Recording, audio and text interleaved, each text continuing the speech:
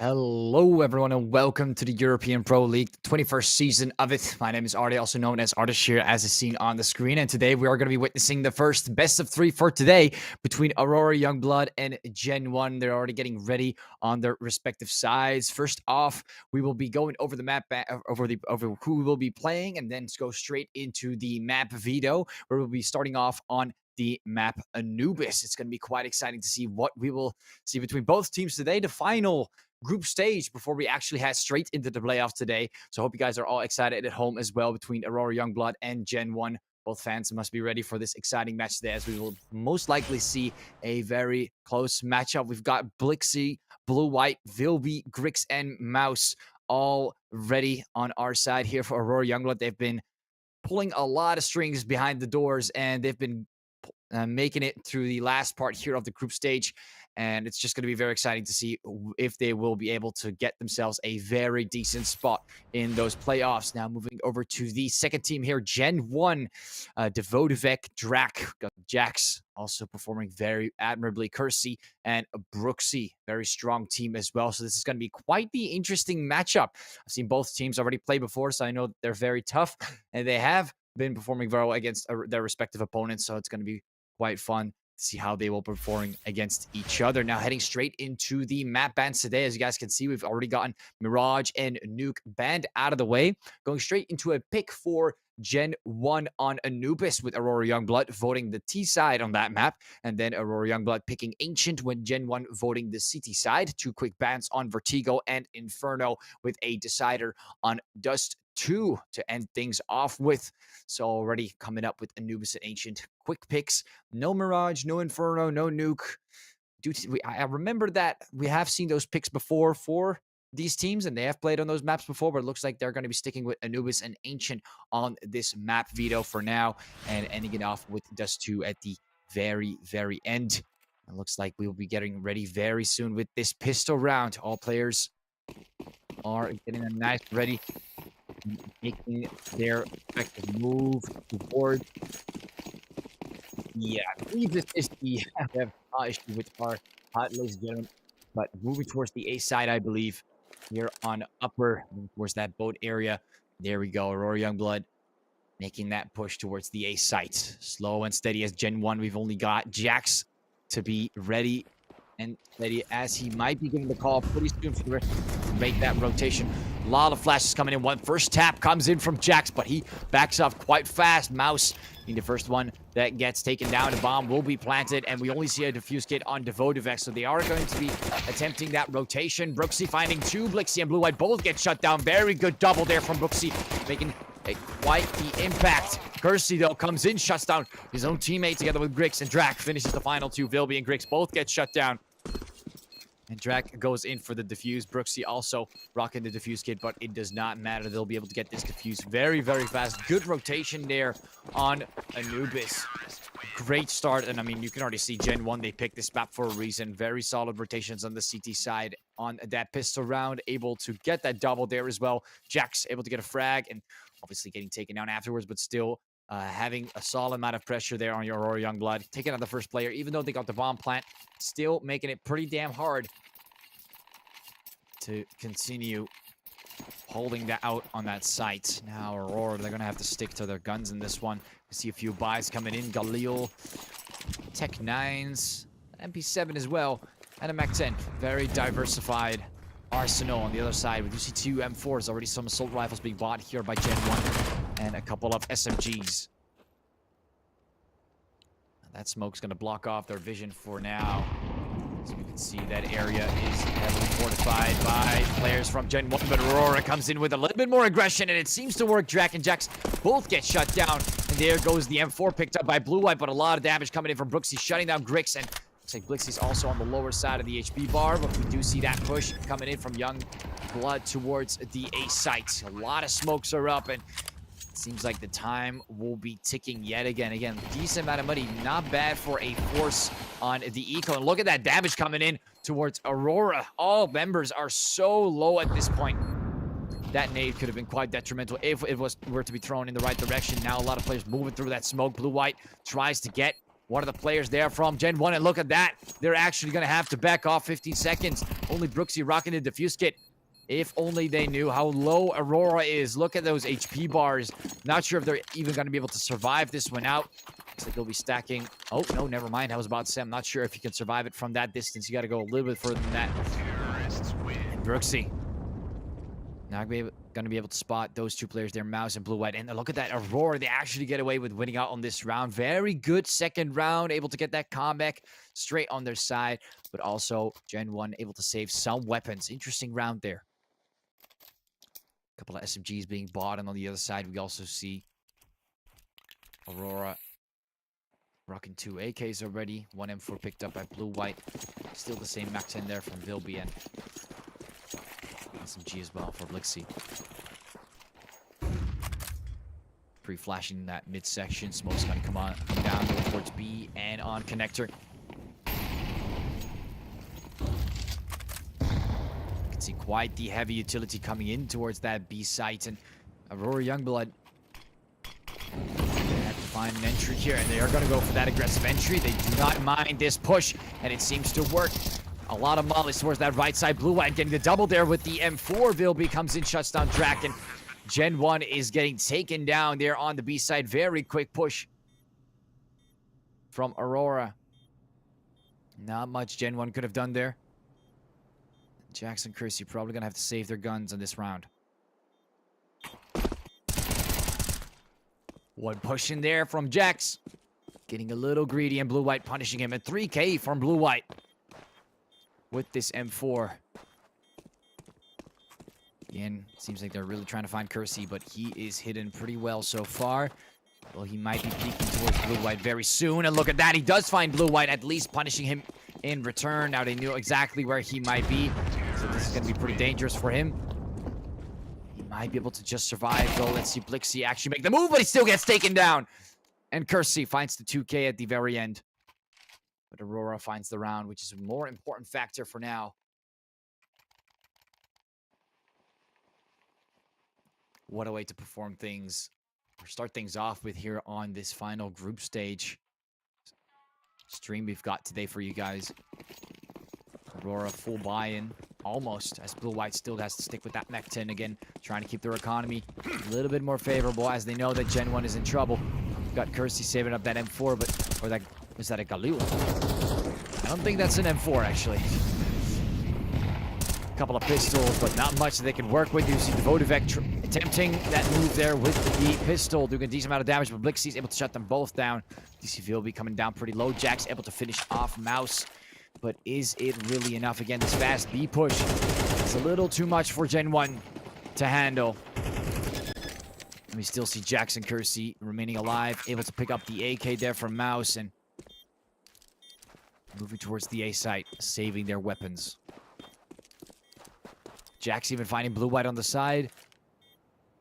Again, it looks like GenOne really not trying to preserve some utility for the next round. Jax already taking 2 players down. Kersey remaining alive for this round. We do see a bit of greed coming in. Vilby, Grix. Looks like they won't be continuing this move towards the A side, although Grix is looking for it. Terrorists win. The bomb goes off. Looks like Grix will not be finding anyone. GenOne 2 rounds behind already, but got themselves a nice buy this time. You can start to see that utility finally coming through. And there you go. Dropping some weapons. We've got the M4. It's still the same Galil. 3 M4s actually and an AK. The other side, the AWP is coming in. Grix is ready to shine today, it seems. It's going to be quite an interesting round with Grix taking that sniper rifle and moving towards mid, although that smoke is going to hinder that vision. And GenOne, so far so good. Molly comes down, but it seems to be devastatingly hurt to a certain degree. Mouse just slightly hit. Small little hit there, but not much to worry about. And Aurora kind of just playing default. Really playing it simple, not trying to overextend too fast, too early, although it has worked in their favor. Now that GenOne is finally backing themselves up with some more artillery to work with. Seems like Aurora is still looking for that B side, as we can closely see that movement coming in. Vilby is also looking for that entry, even though that smoke is up. A lot of mollies towards the B site, getting a lot of ground, and we can start to see a little bit of a rotation there from the A site. GenOne starting to figure out what's going on. Now they just need to confirm the movement, and a lot of mollies, a lot of smokes. Seems kind of obvious at this point. GenOne bracing for the push from Aurora. See a molly coming in, flashbang as well. Making the first move there. Mouse finding Brooksy. Drag comes in with a 2-second one. Blixie quickly able to make things even. And look at that. Jax, last player standing, makes that move, gets the headshot on Blixie. But look at that. Grix, last player standing. Is he going to be able to snipe down Jax? He's right behind that wall, and he was not able to spot him. Now, this is an interesting point for Jax to be in. Last player standing, and Vilby making the move, and he knew exactly where he's coming from, but he's going to get the advantage.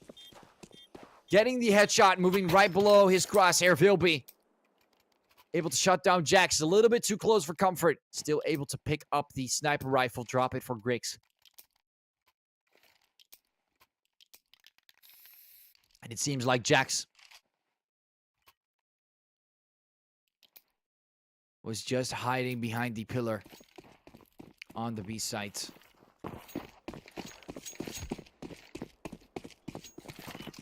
Pillar towards Ninja. Not the pillar towards the gate. And look at how fast that just went down. Blixie already taking out 2 players here in the first 30 seconds of the match. Although we do see Vilby also getting taken out, including Blixie. GenOne, they've got some pistols. Brooksy still rocking that AK, as he's going to be able to pick that one off. One of the members here from Aurora. Not too bad of an eco round there from GenOne. 2 players down, but now they've got a bomb plant to deal with. Grix holding down this angle, double smoking, making sure this area is maintained. And GenOne is not going to try anything funny here against Aurora. They've already picked up 2 AKs again, trying to preserve these assault rifles, but those rounds are starting to come down on the board. Aurora really maintaining the lead right now. Performing exceptionally well here on the T side, and looks like Devotivek and Brooksy are going to have to wait this one out. And look at that, completely on fire as well. What an amazing streak. 5 rounds in a row, able to get it back from GenOne on the eco round and pushing forward as the 3rd round went on. There we go. We see Kersey buying the sniper rifle. M4s are coming in, 2 AKs, 2 M4s, sniper. This is a full-out buy here from GenOne with that loss bonus looking quite juicy. Now they just need to win around with it. See Grix again also rocking the same sniper. Everyone's rocking the AK. Both sides seem to be very ready utility-wise. 2 players from GenOne rocking the defuse kit as well. Stacking towards the A side. Look at that. 3 players on B. Here comes down Grix. Unable to find anyone there on mids. Dropping the nade as well. Trying to get a little bit of vision through that smoke, but looks like GenOne won't be showing themselves that easily. But look at that push through the smoke. Couple of shots coming in as well. Molly comes down. The B push. B side is under pressure, but Kersey finds the first one. And Brooksy as well does get a refrag there by Mouse. And they still have their own sniper. Jax coming in with another takedown there on Vilby. And there goes their player on the side. Another shot there. Devotivek is going to be able to stay alive. Grix still unable to land a final blow. Mouse, the sniper is right there waiting for you to move forward, and he has found you successfully. Grix probably going to aim to save the sniper rifle. Pretty bad spot to be in, and Jax knows that he can probably find him from the side, as he's going to have his crosshair towards the B side. GenOne applying a lot of pressure now towards Grix. Tries to check from behind, moves forward. Kersey might actually find him first, and he does. Hard scoping the angle. Grix does not have much of a choice. They knew that there was a possibility for him to get backstabbed eventually. They knew exactly where he was. And GenOne finally taking one victory after 5 losses in a row, ending the streak there from Aurora. Look at that. They still got quite the money for another full buy. Look at that from Aurora. Very important round. Even though there are 3 rounds ahead, this round could cost them more than just one if they were to lose it. And you can see the bomb is already on the right side of the map. A seems to be very, very favored.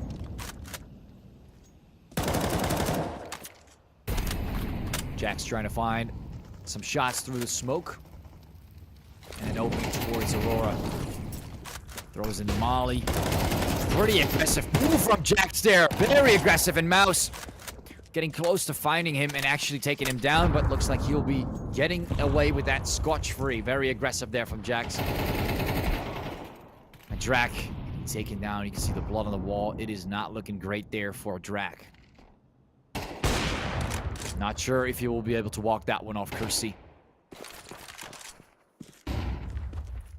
Throwing in a flashbang, maintaining his position, trying to keep Aurora at bay, and Blixie already going down, bringing it back to a 4 versus 4.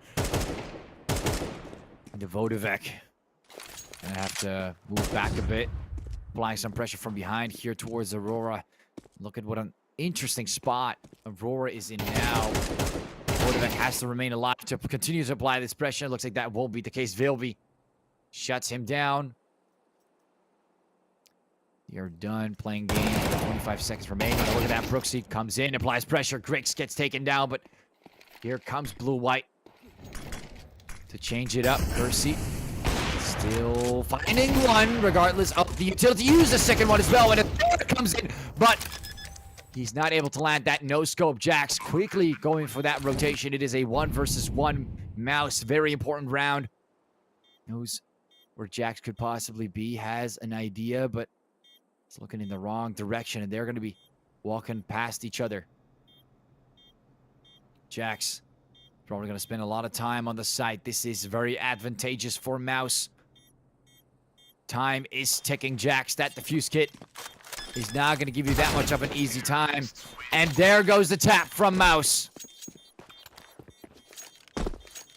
Finds him right away, and Aurora stays in the game. Very important round there for Aurora. And they're going to keep that lead. Mouse able to clutch it out there against Jax.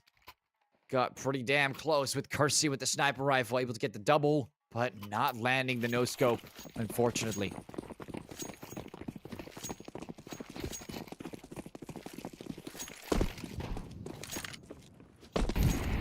That 4 rounds ahead. Decent economy to back things off. But look at the Mouse on 0. Maybe someone else able to compensate him in case he were to get taken down. That AK had to be replaced. Fight the hold there from Grix. Molly comes down, and Brooksy is looking eager to make the move, but also still to maintain his spot there on middle. Maintaining that control. Bit of a push coming in from Aurora. That Molly's still down, so I'm not sure about Blue-White, but he's waiting for that Molly to go away. Another Molly to replace it, which backs him off together with his teammate there. Mouse. Blue-White kind of in a stuck spot there. GenOne. Really, again, trying to keep Aurora at bay just like they've done in the previous rounds, but even with 26 seconds, they can make a quick move towards the B site through connector on the waters and make it too hard for GenOne to hold out on Anubis. 40 seconds time is starting to tick, and the pressure is starting to build up there for Aurora to make a move, and they find that first move. Brooksy gets shut down. Blue-White not checking the pillar on the side. Drac finding 2, and Devotivec making that final blow towards Blue-White on the B side, not giving Aurora a lot of things to work with, but Mouse on the A side instead, going with the bomb plan together with Grix in a 2 versus 3 now. Trying to recover what has been lost. Devotivec, the only one with the defuse kit. 30 seconds on the clock. That smoke already hindering the Vodivek and Drac. They have to make that hasty move. Nate comes in. Smoke goes out. A little bit of damage with the Vodivek, but not enough to considerably damage him. Grix gets taken down. Too much pressure, and Mouse also getting overwhelmed. Here comes the defuse from the Vodivek. And GenOne wins the round. 2 more rounds on this first half to go. Or I believe 3, actually, as we are entering the 10th round. That is correct. Now Aurora in a bit of trouble on this one. See a few buys coming in, but definitely not as heavy as we've seen on that previous round, GenOne. See Kersey rocking the sniper rifle. Again, they were able to pick that one up from Grix.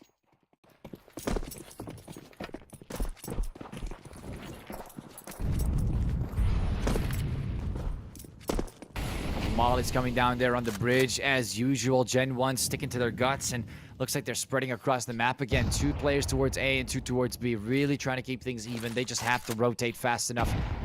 Just like they've done in that pistol round. Able to rotate like that would definitely help them out considerably. And look at that massive push. Again, Aurora is aiming for the B side, but Brooksy maintains his position, gets taken down eventually. The Vodivek as well. Now GenOne's got to go for that retake. Just per usual, Jax and Kersey both rocking the defuse kit this time. As they know that Aurora will most likely make a very hasty push towards either side. Kersey finding the first one with the sniper rifle. Vilby gonna have to back off on that one. And here comes the pressure from the waters and the connector. He's gonna move away, finds one, and look at that. Drac gets shut down. It's a 1 versus 2, a tight spot. 15 seconds, finds Jax, but Jax is stronger. Even with that utility. Kersey quickly getting the defuse and picking up the sniper rifle right back as he dropped it for the AK. To get a little bit more of an advantage on the closer ranges. 4 to 6, entering the final 2 rounds now for the first half. GenOne can still put this and end it on a 6 to 6, but we might see Aurora having to go for another semi-eco, I guess. A lot of Tech 9s, I believe. P250s, Tech 9s. That's what we're mostly seeing. Just trying to grab maybe a weapon and capitalize on that, but still making it very hard for Aurora to come back from this financially. Quite the heavy buys, especially for Grix. Down Jax, holding tight. Kersey finds one, Jax a second, a third, but Blixie is able to take him down. No one's going to be able to pick up the AK, though. And I think that is a pretty big deal breaker. Kersey finds blue, white, and again, quick eco frags. Hopefully, we're still able to find Jackson. We can see that move, trying to go for the AK. I believe that's why they're getting hasty towards this area. Kersey tries to find one, but look at that, actually messes up. See that heavy push coming in as well. Grix tries to hit the shot there, but somehow makes it out alive. Drac does get taken down for that. Blixie, last player standing, picks up the AK, and he got what he wanted. 2 frags and a pickup on an assault rifle, although Brooksy might find him. No, he does not. Also gets taken down. Look at that. Suddenly, we're in a 1 versus 2, and at this point, might as well just try and go for the clutch, huh? Get a bomb plant on that B side quick. That kill there on Brooksy definitely changed the momentum there for Blixie, giving him the opportunity to go for this possible 1v2 clutch. I'm not sure if it's going to work out, but it's definitely worth a try. But Kersey, again, the hard scope, it's a little too strong. 25 seconds. They've both got the defuse kit. They can hang around all they want, but they've got to defuse that bomb at some point. GenOne, a little too close for comfort, considering they were just rucking some Tech 9s and a Pizza 50s. You gotta say it sometimes, guys. You have to admit, those pistols tend to be very underrated sometimes.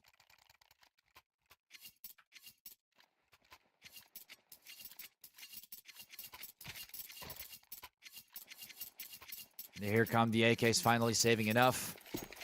And also, you know, that bomb plant must have helped quite a bit as well, getting that utility up. Although at the same time, GenOne is looking pretty stable for this final round. Full buyout, although Drax still lacking that defuse kit. A little low on money for that.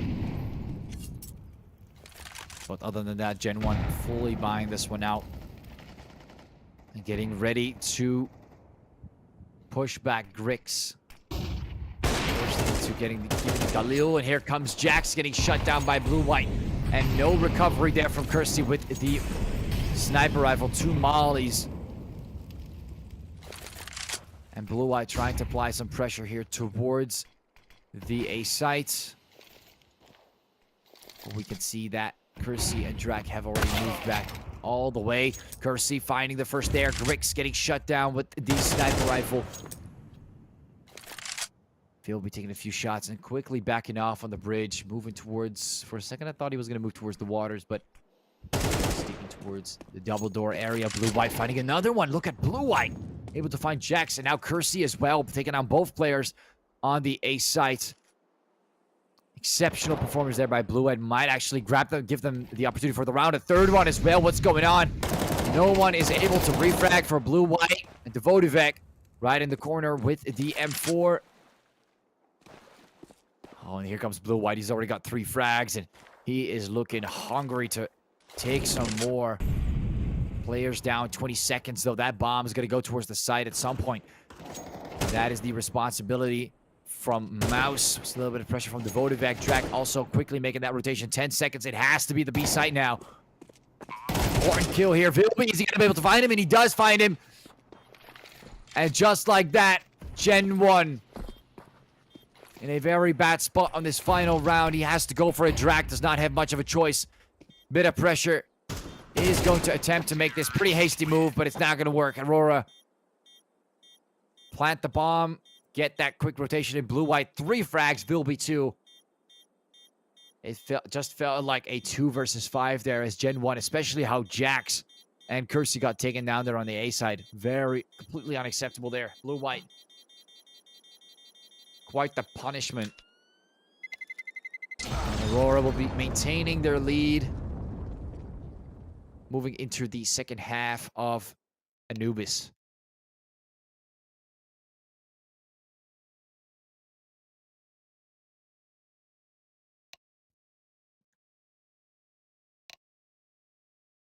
You can see Kersey and Jax again. They got taken down pretty early, and they're also one of the top frags for GenOne. To see Blue-White take them both down just like that is also not conventional.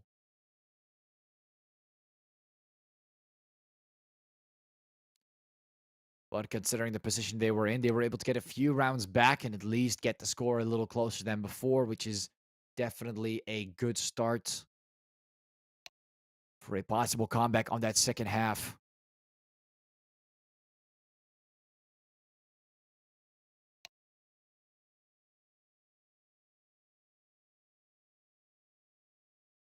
Just waiting for the second half to, of course, initiate as it starts to tick down. It's kind of interesting how GenOne was able to win most of these rounds by just the defuse, so you could really tell Aurora was very good with planting those bombs and at least initiating, creating opportunities. And that's what gave them the upper hand against GenOne. Even though they were able to push them back to a certain extent, most of these rounds were turned into bomb plants.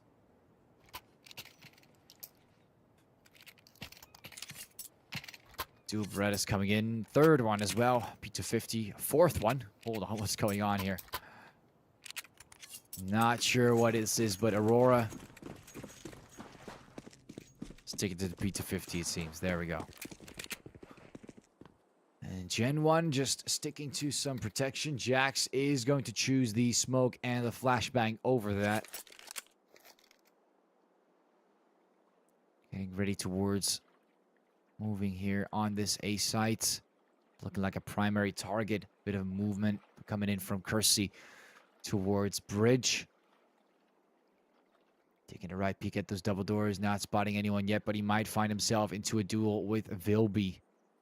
GenOne still waiting patiently as Kersey's making his move, trying to gather some information on the side of the map. I think they're readying up. We can see Jax lining up for the utility on the A site. Vilby and Mouse are going to have to try their best to retaliate some of this, as a rotation will be absolutely necessary. Kersey finding the first step there on Vilby, and we can see Jax coming up straight from the side. Mouse gets shut down. Aurora quickly rotating with those dual Berettas. And the other pistol there from Grix. Drak could be the first one to find someone, as well as Kersey. A lot of players are indeed moving from tunnel and middle. Kersey holding onto this tackle. Blixie getting hit quite a bit there. Look at that. Not a single player from GenOne still getting taken down. But here we see Kersey finally getting shot down. Blue-White, what's going on? Grix comes in with the second takedown as well. They are pretty damn low. Brooksy just needs to hold them off, and he does hold them off. Finds this, tries to find the last one, and look at that. Actually gets taken down as well. What a complete wipeout there. Not too bad considering the position that Aurora was in. Those dual Berettas definitely suddenly changed the game there at those final seconds. Blue, White, and Blixie. Grix as well. That was quite a shocking turn of events. GenOne fully getting taken down. Not a bad round. If you were to know that they were going to lose that one anyway after those final 10 seconds were down, and no one was, of course, rocking the defuse kit for a possible defuse on the site. All they could do is just try to take down GenOne, apply a lot of pressure, and it seems to have worked. I feel like the way that I just felt surprised, and you guys might have felt surprised as well, as the way that GenOne must have felt when they just all entered the site, even though it was already over for that round. Continuing that movement, we do see that Deagle on Blue White and a P250 on Vilby. But no Kevlar or any type of protection coming in from Aurora. Jax finding Blue Whites. There goes our Deagle. Although we do see Grix looking for a pickup on that Deagle. And of course, trying to maybe get a refrag as well, but I'm not sure if Jax is going to let that happen. Still holding on pretty tight on that angle. We see that pickup there from Grix. Couple hits there from Grix. Jax being lowered to a certain amount of HP. Time starts to tick as GenOne bought a decent amount of weapons. Of course, Aurora wants some of that as well, but I'm not sure if they're going to get it. GenOne moving towards CT spawn there on the beach area. We might see a bit of a battle between Blixie and some of the players moving forward with the pistol. He's trying to look for some players from GenOne. And got pretty damn close as well, but not close enough as they were hiding behind the walls. Again, another win by explosion here on Anubis. GenOne finding themselves 2 more rounds on the board, putting the score back to a 7-7. Now Aurora back at that tough spot, although we do see Grix coming in with the sniper rifle. Barely able to get that solid full buy there on the 3rd round. Pretty confident, though. Pretty confident by Grix. We're getting hit early. Still on the B side. No one's holding mids, just relying on that one smoke. Blue-White might find Brooksy a lot faster than he might anticipate. Smoke is going to stay up. See Molly coming in. Blue-White. A bit of damage there towards Brooksy, but it is not enough. Blixie finds the refrag, but gets refragged by Drag instead. Grix finding one. Jax gets shut down. Tries to support from the side. Finds the second. Grix, what an absolute monster. Tries to go for the 3rd, but misses the shot. And it's just Devotivek remaining. Grix trying to look for him. Look at that cat and mouse game there. Devotivek on the other side. And he's about to get pushed from by Mouse and Vilby as they try to support Grixie. And Devotivek finds one. Tries to go for a second, but Grix shuts him down. Look at that. 3K there from Grix. Shutting down GenOne as they try to attempt to push the B side. A very, very expensive buy, but definitely one that worked.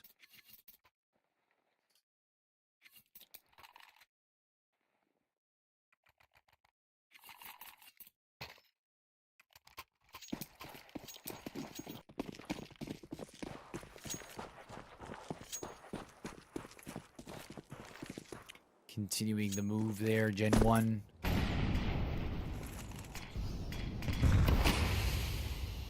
Smokes off. And Grix maintaining this position with the sniper rifle.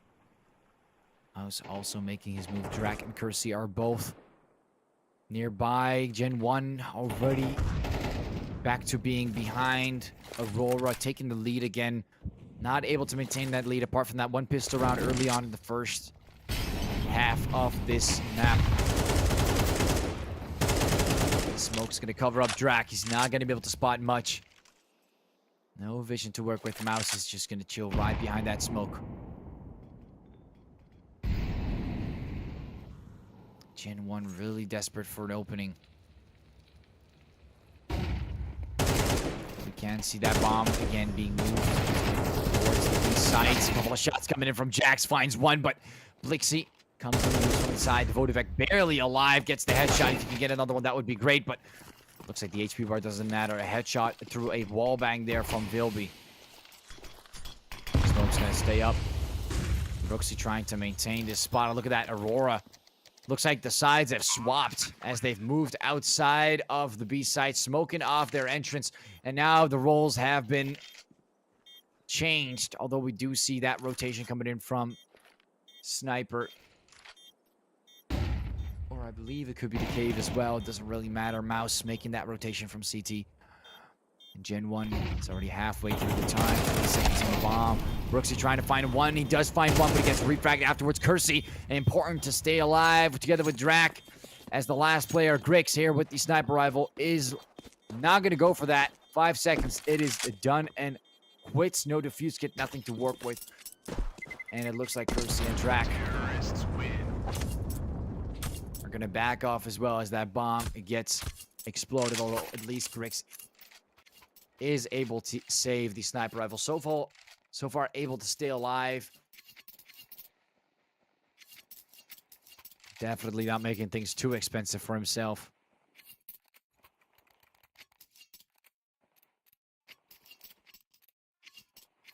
Looks like both sides are a bit on the edge. If we look at the amount of money they have. Looking pretty tight. GenOne, a very fast push towards the A side again, slowing down.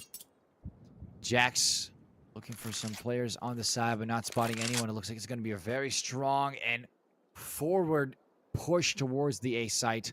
Just Grix rocking with the sniper. And realizing that there's no one near the B site, even checking all the way towards B long. A lot of mollies coming down, and Aurora is starting to sense this. The rotation comes in.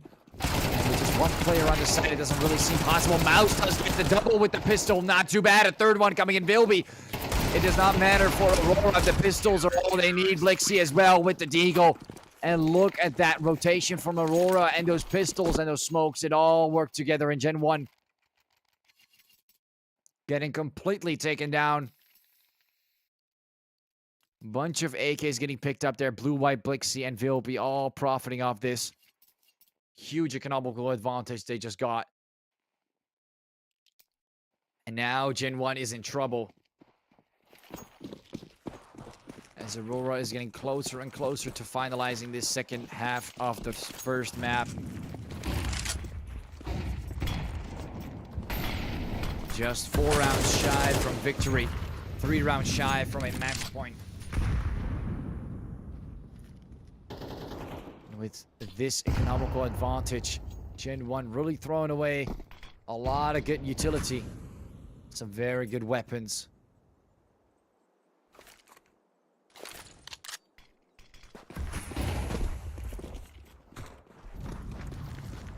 GenOne coming in from the side here from middle. Again, the A side seems to be the primary target, and they make that move this time with SMGs, and Aurora unable to rotate fast enough through middle. They made that push, and no one was there to cover up for GenOne. Aurora a bit slower on the rotation this time, and it seems like GenOne has the advantage. The Tech-9 moves forward, and Brooksy finds 2.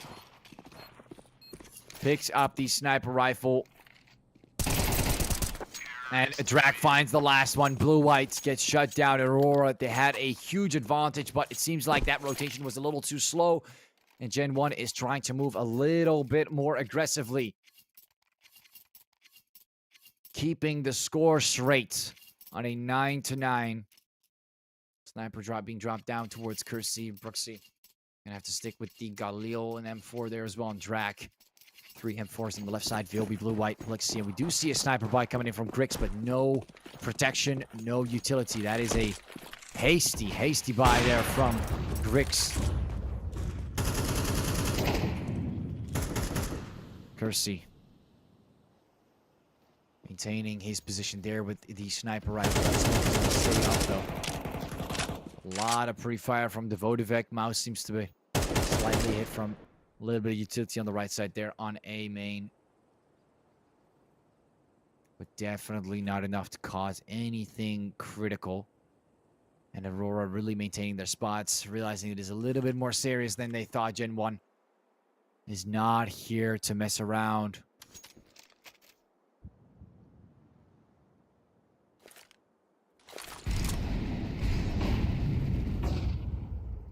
Molly's come down.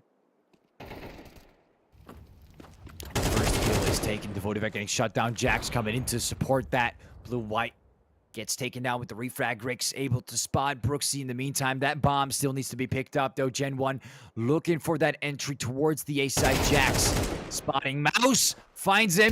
Back to 33. Gets spotted again, but Blixie gets headshotted. And it doesn't matter because Jax finds both on middle. And Aurora down to 2 players. Sniper shot there from Grix, but gets spotted. Misses it. Very crucial mistake. Jax finds him. Picks up the sniper and holds out on this angle. Vilby, last player standing all the way towards the B side. And it seems like there's not much that Vilby can work with. And Jax is going to hold on this angle very tightly.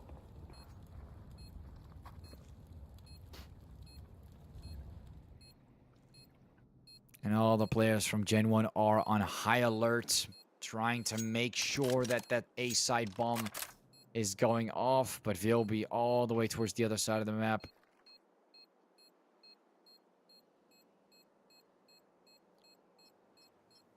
Not much they can work with.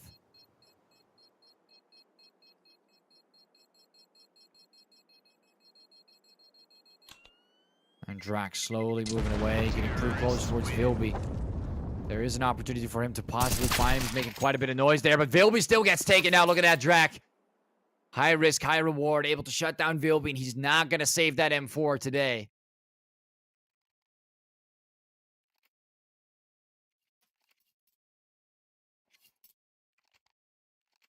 See 2 AKs there on GenOne, and an M4 getting picked up by Drac. And Brooksy still maintaining the MAC-10. Aurora forced into a pistol round, it seems. One little flashbang, one little measly little flashbang there from Grix. And a P250 on blue-white. And nothing more than that. Molly comes in, does quite the move there from Aurora, and a lineup as well. Kersey trying to hold this angle tightly with the sniper rifle.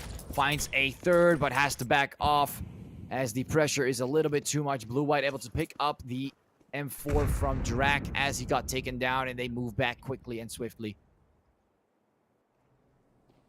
Just looking for a weapon pickup, nothing else. You see GenOne already looking for the bomb plant. Trying to claim that money and also make sure they win this round, of course. Not trying to play around too much with Aurora, as that could be fatal. And Jax making the move there. Brooksy as well. Pretty damn close towards Grix. Still maintaining the M4 from his teammate. And the pressure is just too much. Brooksy finds him. Picks up what is rightfully his own. And just Drac gonna have to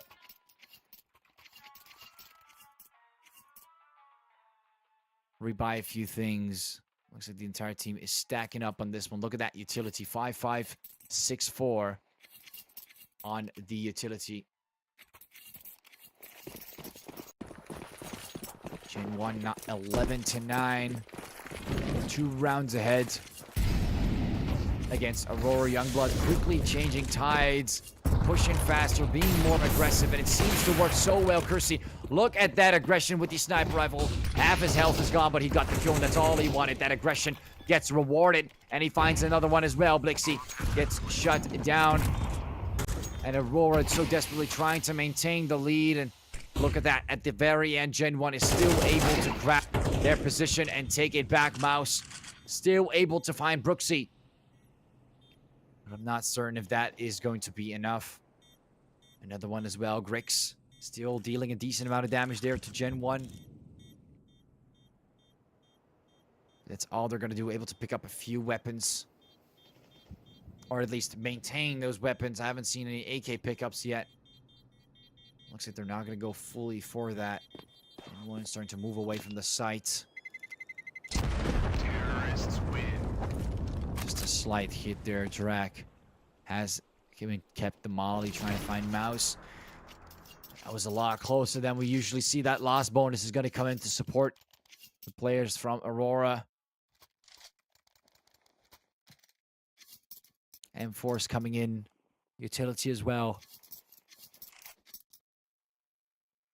Aurora has no choice. This could very well be the last round. They cannot save any bit of money there. 9-12, GenOne on match point. All they can try and do is maintain their position, try to get a few more rounds, and head into match point overtime. But I feel like GenOne wants to end it here and right now. And they're making that move on the bridge towards middle. Looking for some options, although Vilby is getting a little aggressive. Jax might be able to spot him early. Those flashes come in. He does spot him early. And no one's able to get the refrag there on Vilby. Drac also gets shut down, and not a great stuff there from GenOne. Blixie able to do something in return. Brooksy as well. And he seems to be the winner on this one. GenOne is still lacking one more member, though. 4 versus 3. Aurora maintaining that advantage. Kersey, though he has the sniper, I'm not really sure how he's willing to use that in this situation. They've taken control over middle, but that is all they can keep control of for now. 45 seconds, and Aurora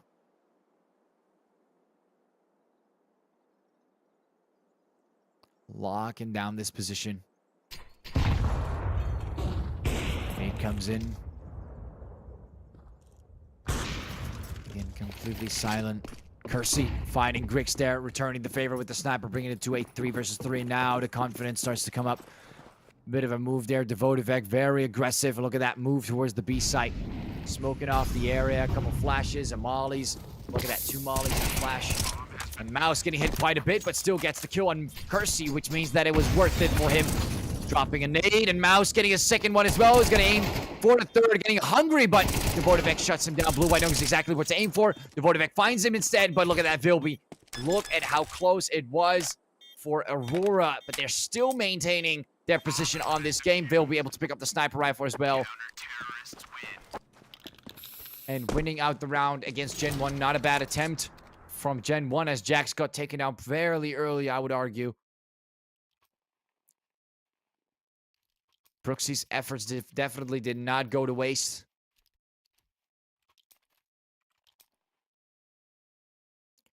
But it seems like Aurora is not done yet with GenOne.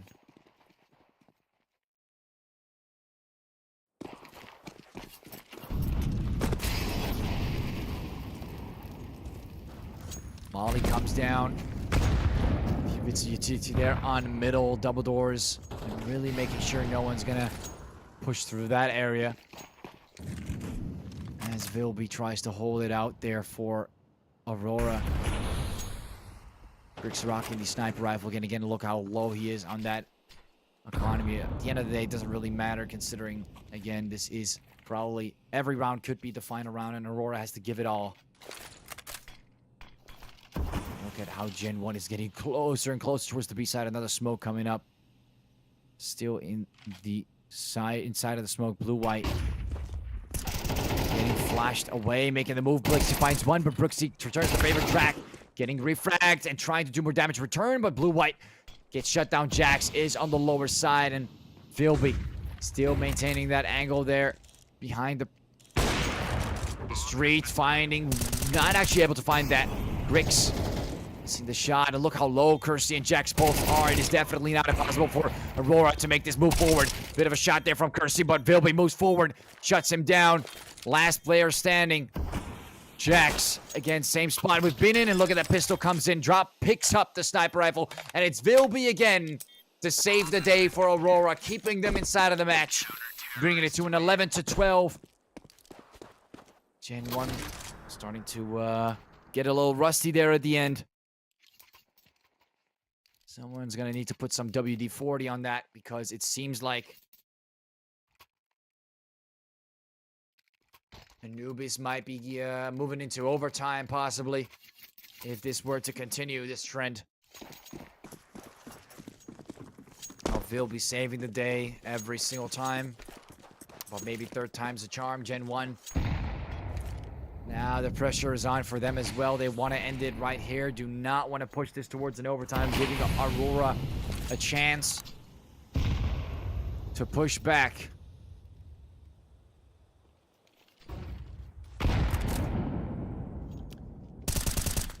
As the smoke maintains his position, Blixie. A few more shots there near the smoke area. Reloading the M4 shortly afterwards.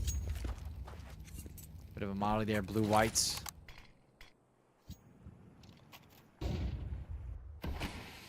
Fully on tight, smoke comes down, and Aurora, again, really keeping these angles locked down. A little bit of damage towards Kersey and Brooksy, but other than that, GenOne still has the opportunity to continue this move. It seemed to be stopped by only one thing, and that is time and a lot of utility from Aurora. That is continuously being deployed to keep them at bay. Now things have gone silent, and look at that. Again, the B site.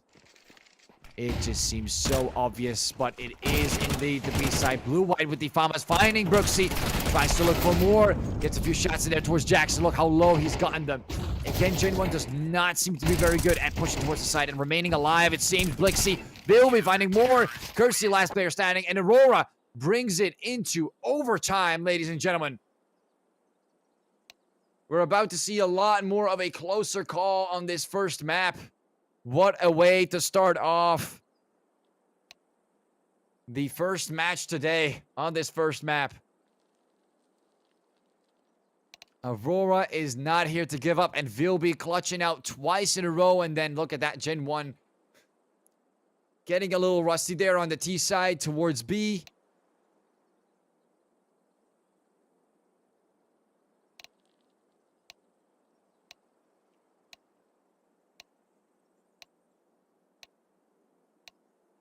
And it seems like it is not over yet for the fans of Aurora Youngblood. GenOne really being put on a pedestal there, or being put on their place. Look at that. 9-12, all the way to a 12-12. GenOne is going to have to try that 6 more times, possibly. Based on how close this matchup has been so far.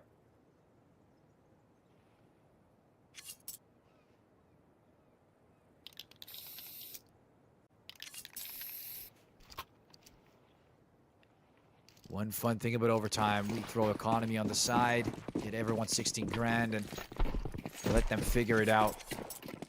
That's exactly what we're about to see. Full buys, with maybe some consideration towards the diffuse kits, but Aurora.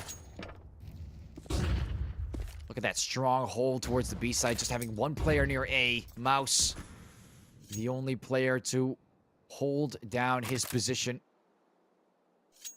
for a possible push towards that A side. Mouse throwing in a smoke, but it is not going to work. It's definitely not going to stop them. Those mollies are doing a little bit of damage, so Brooksy getting hit slightly. Bit of a move towards Bobby, and this time he's not able to save the day at the end, but look at Mouse, barely alive. That molly definitely hurt him a lot. Flash comes in, bomb is planted. And now Aurora has to go for that retake very fast as time starts to tick, and GenOne by the second is getting closer to that round, becoming victorious. Quick decision making here from Grix, moving the sniper aside towards Mouse and making a bit more of an aggressive move forward as he's on the lower HP bar. Jax finding one, but Mouse finds one in return. Kersey gets shut down. Jax as well. Coming with a tag, but here comes Jack, the last player standing, but Grix finds him. 8 seconds. Does he have the defuse kit? No, he does not. And that is gonna call it quits for Aurora on this round. GenOne. Does it really matter if you save it or not?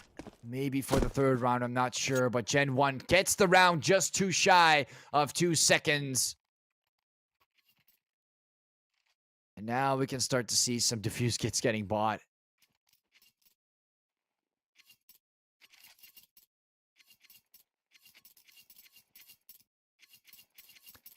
I'm not sure if you could do the math, but if you were to buy a sniper, every round full, would 16k still be enough, including the defuse kit for 3 rounds? I do wonder. I think you should be barely able to make it, no? Looks like Grix is not going to take that defuse kit. Everyone else is stacking on those defuse kits this time around.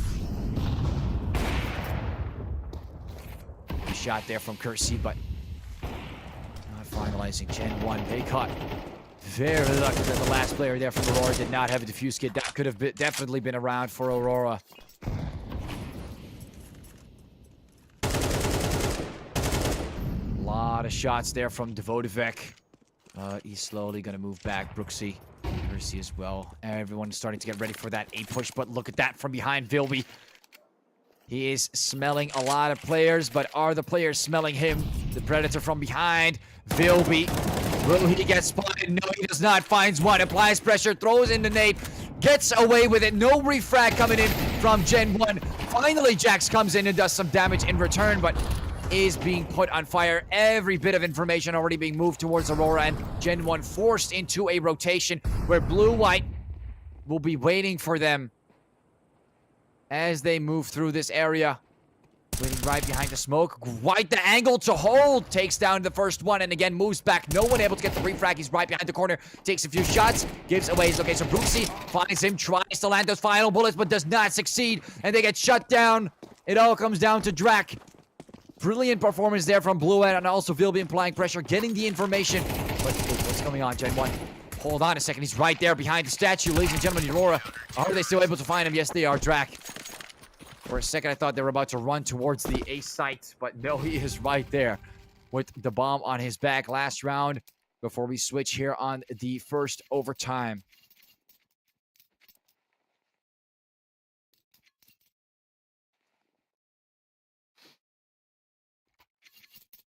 You got to be kidding me. GenOne's map pick.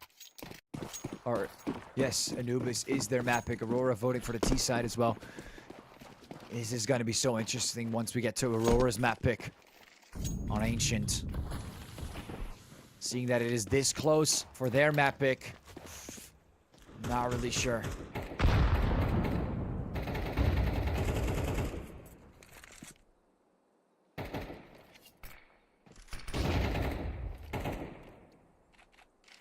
Flashing away, Grix maintaining his spot.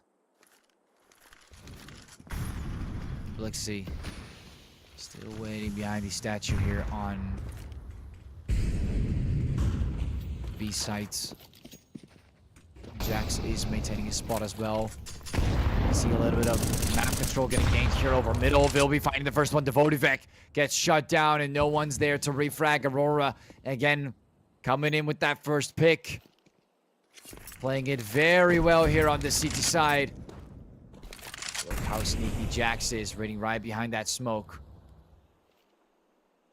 Not sure what he's trying to plan out, but that bomb is also slowly moving towards the B site.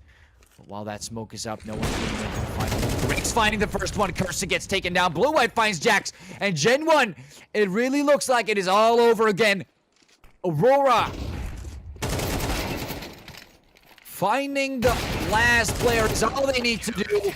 And Blixie does it. And Aurora will be taking 2 rounds on this first half of the first overtime on the first map. And if GenOne were to play like they did before on the CT side, I'm afraid Aurora might actually take this one. They're going to have to win at least 2 rounds, and that's going to force them into a second overtime. 3 rounds in a row. But Aurora can also just be the better team and perform admirably like they've done before on the T side. Like we've seen on the first half, Aurora definitely having the advantage here if we look at it statistically. On a way higher chance to perform better on those last 3 rounds against GenOne. But we'll have to see. Maybe they've warmed up enough to the map to the point where they would also be a bit more careful there on the CT side. Such a drastic swap can sometimes be quite the thing to get used to. Usually those pistol rounds get you used to the other side, but no, you just got to get straight into it.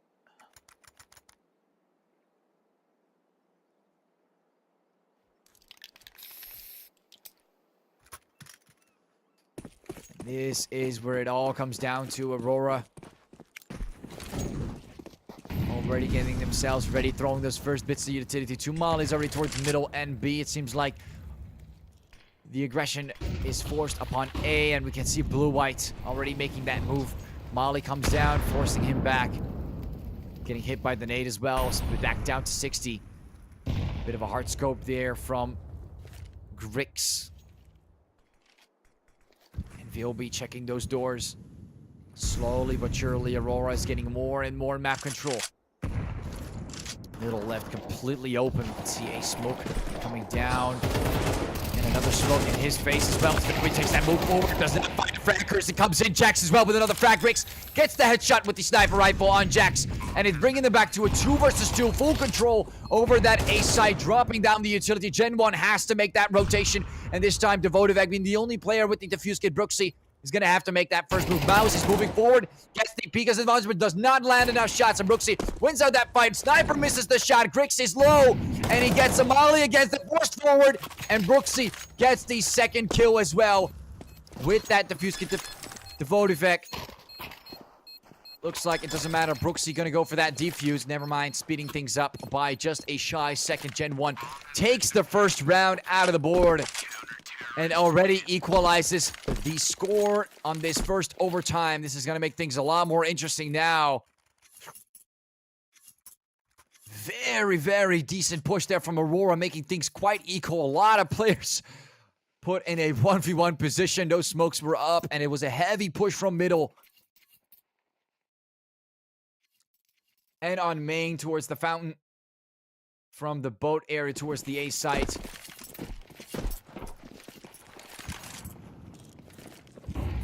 Now GenOne at least able to equalize the score, but Aurora is not done yet. Still breathing, still alive. He'll be seen him able to clutch out 2 rounds there for Aurora. Maybe making a difference now with that flashbang, but Brooksy finds him instead. This time the first round coming for GenOne, and they come in strong on that B site, but Brooksy landing 2 takedowns. Aurora still able to get that bomb plant regardless. Not too bad there from Brooksy, but it is a 3 versus 3. Grix also alive with that sniper rifle. Kersey is going to have to be the better one against that Devotive. Slightly getting hit there. A little bit of damage, and look how far away Jax is. He really needs to start to make that move, but that sniper rifle is ready to take the fire. Grix takes the shot, and GenOne is in trouble. 15 seconds, both rocking to the defuse kit, but there's 3 players they need to deal with now. That aggression has to come in. They gotta at least give it a shot. That aggression will lead to Grix getting taken down. Devotive finding Mouse. 5 seconds on the bomb, and it is over. It seems for a second they're defusing the bomb, but he takes him down, and Aurora get themselves another round on the board. GenOne taking way too much time there. And that defuse had to be done. He had no other choice apart from keeping it up.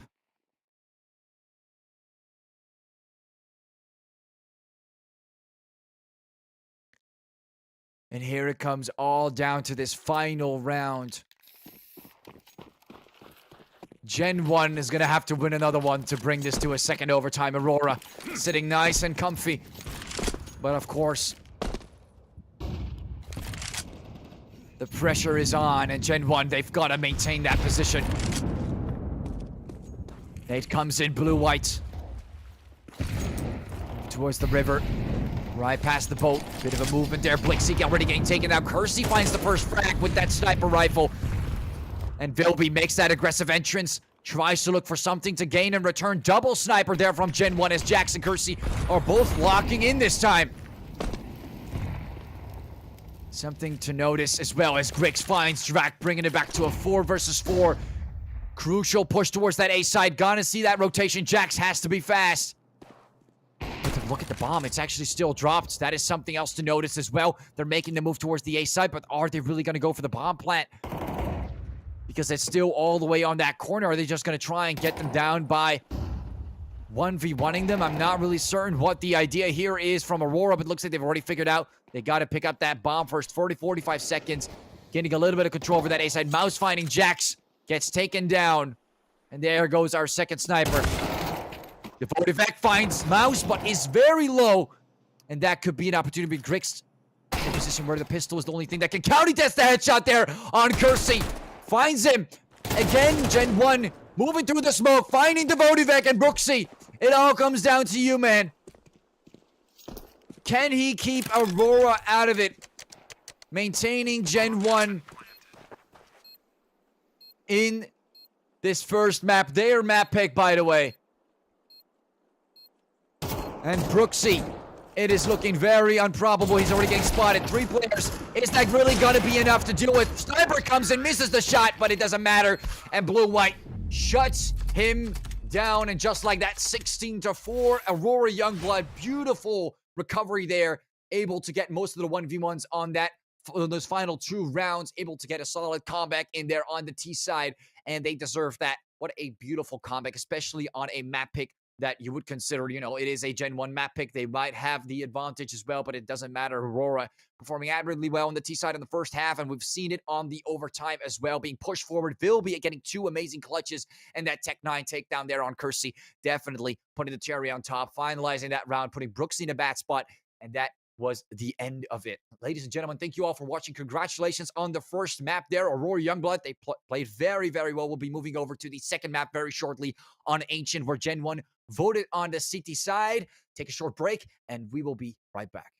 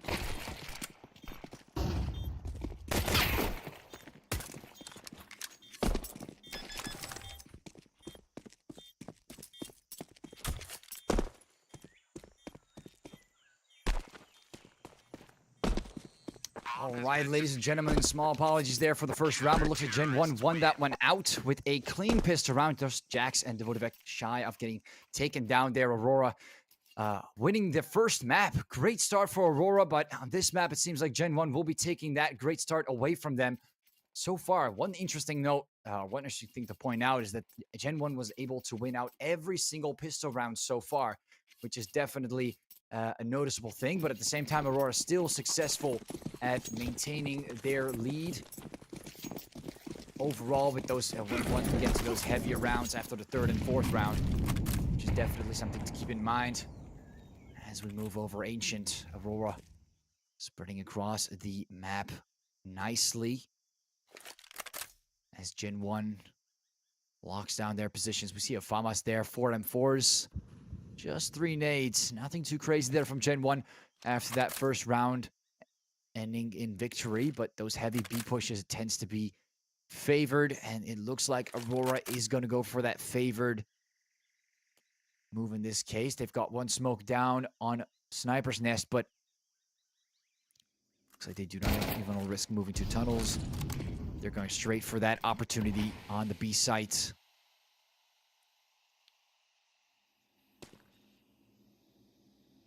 While the smoke stands up, Brooksy.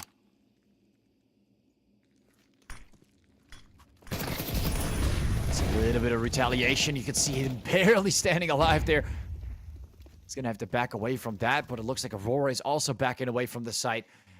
And look at how fast GenOne is rotating away from the A side, realizing it is not B in this case.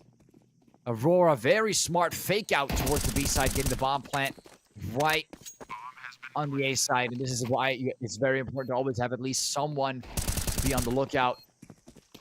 Planting the bomb, but quickly moving very far away. This is interesting. They're all moving towards the tunnels.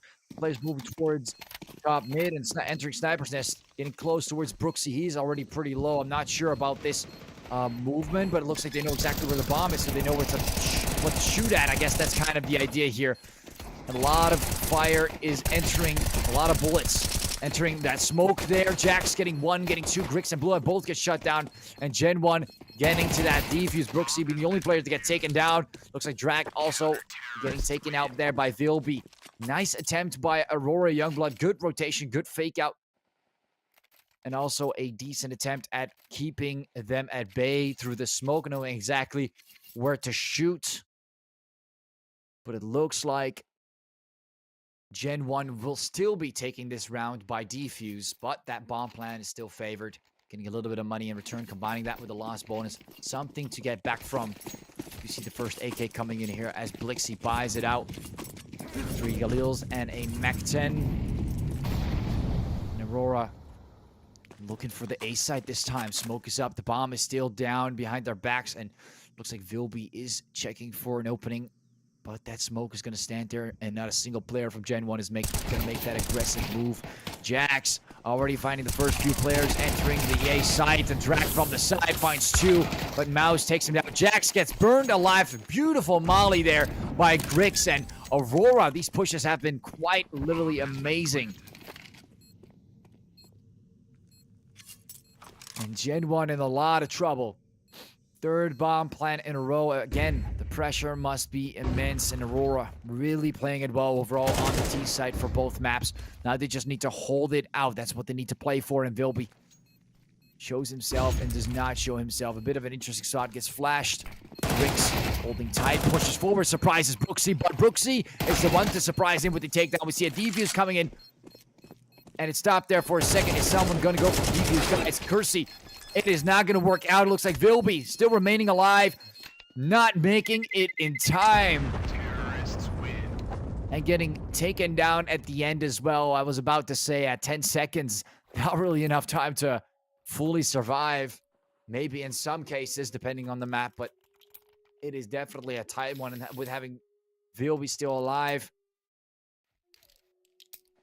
they were trying their very best to get a defuse and then a takedown on Vilby, but look at that. Beautiful by Vilby, able to keep them at bay. He's done the same thing on the first map as well, keeping them at bay for 2 maps. Now he's doing the same thing again in GenOne. We can see the first tactical pause. And you know what? This kind of surprised me. we haven't seen a single tactical pause on the previous map. And now GenOne is starting to get a little agitated about what's going on, getting a tactical pause in there, trying to figure out how to prevent Aurora from getting these rounds on the T side, as they so desperately need to push this towards Dust too. Look at that, 16-4 there on Anubis. You cannot afford to lose on this map, even though it is Aurora's pick. We have seen how that can still change on GenOne's map as well. Throwing some utilities towards Sniper's Nest.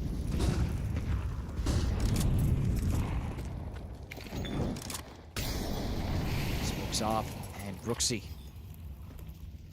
retaining his position in that corner. Grix is about to get close to it though, and look at that, Brooksy finds it first. Vilby again shooting out of desperation. Blue-White is able to get the refrag. Instead, finds another one. Look at that, Devotivec getting taken down. Moves forward with the molly, pushes back. Those mollies have been great use so far by Aurora.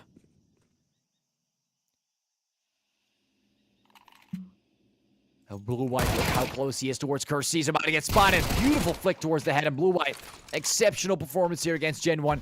And it looks like, even with that tactical pause, Aurora still maintains that lead, or at least is about to get close to reclaiming it by keeping the score at a similar stake. 2-2. Maybe a bomb plant just in time. I'm not sure. We do not see it happen just in time there. Could have been a nice amount of money for Aurora.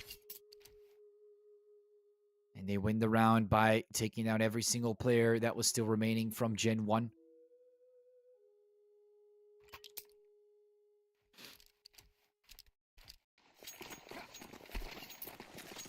See some nades coming up again. Sniper's Nest being the primary target, keeping GenOne at bay, not giving Brooksy much to work with, and a stack towards the A side. I'm assuming they're going to wait for that rotation, that plant. Brooksy already getting hit quite a bit. Look at that. Down to 25. Some shots coming in from Blue-White. It's a little bit of pre-fire. You can see that rotation coming as they've...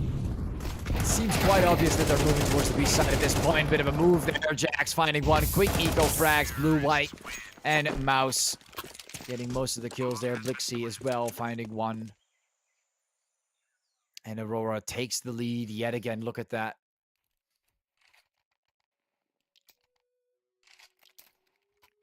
GenOne under a lot of pressure.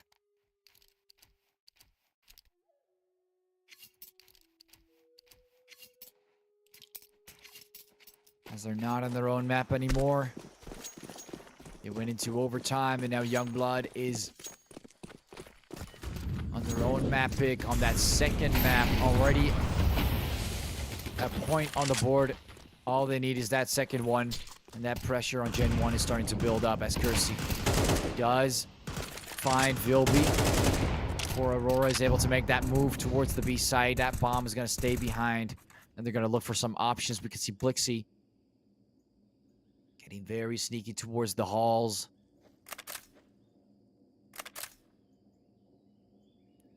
Taking his move there on main. And it's gone very silent here for GenOne. Aurora starting to plan their next move, and we can already see that Grix is taking the bomb towards the A site. While GenOne only 2 players towards A. Drac and Jax sticking to their guns. A bit of a movement towards Sniper's Nest. That smoke is up, but it is definitely not a wall that will stay there forever. Drac about to find himself in quite an interesting spot there. Gets refrag. Jax is able to cover up though. And the bomb is down on the ground. Aurora. Kersey accidentally tapping on Devotivec. Not a big deal as Aurora is about to enter. Jax finds one towards his left. Finds both, and beautifully played there. Both a headshot. Mouse and Blue-White played it exceptionally well there against Aurora. GenOne definitely deserving to take that round.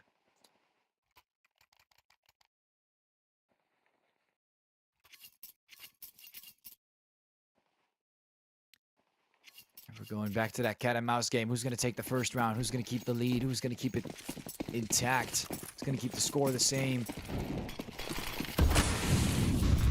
It's like the maps don't even matter. It's just that both teams have this playstyle. They keep switching between it and just come out on top a little bit more on either side. And so far, Aurora just being slightly better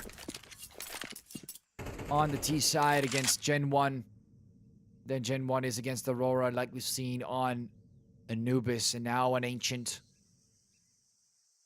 We might see a similar trend occur.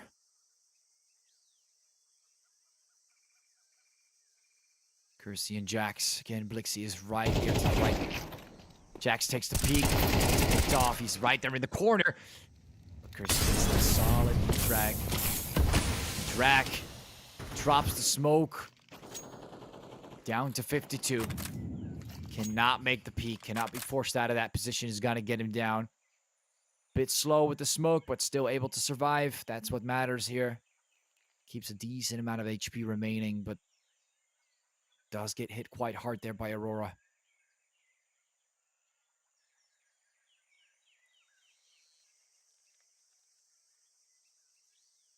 Kersey maintaining the spot because he will be getting closer and closer. Grix and Mouse also following along. He's about to enter that side. Moves forward and look at that Mouse. Great recovery.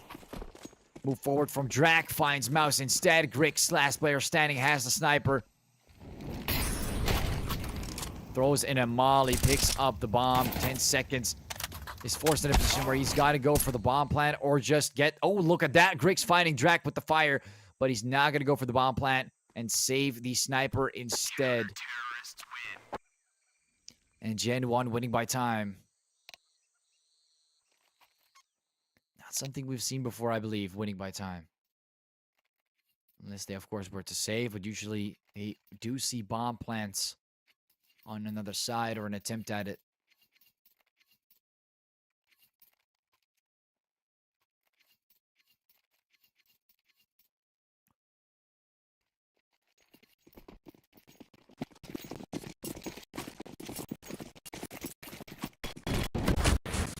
Now GenOne trying to continue that movement. Smoke still up. And Aurora looking for those options towards the B side of Brooksy. He's making himself present. Grix finding that first one towards the Vodivek. And he's going to get taken down in return. And now Aurora already down. Taking down 2 players and GenOne forced to move around the map. Give away the B side and Aurora. Again, look at that. Keeping the score the same. It's going to be another 4 against 4. What a slow grind up from both sides. Very close in performance so far.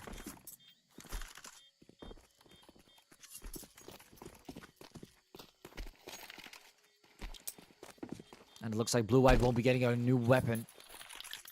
GenOne is just going to back off.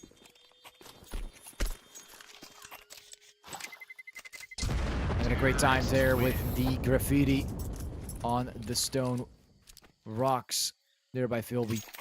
Bit of movement there from Jax, but it's not going to come even close enough to a potential gunfight. Moving over to the 9th round, and both sides equal. 4 rounds to each. 2 by defuse, 1 by def, and 1 by time.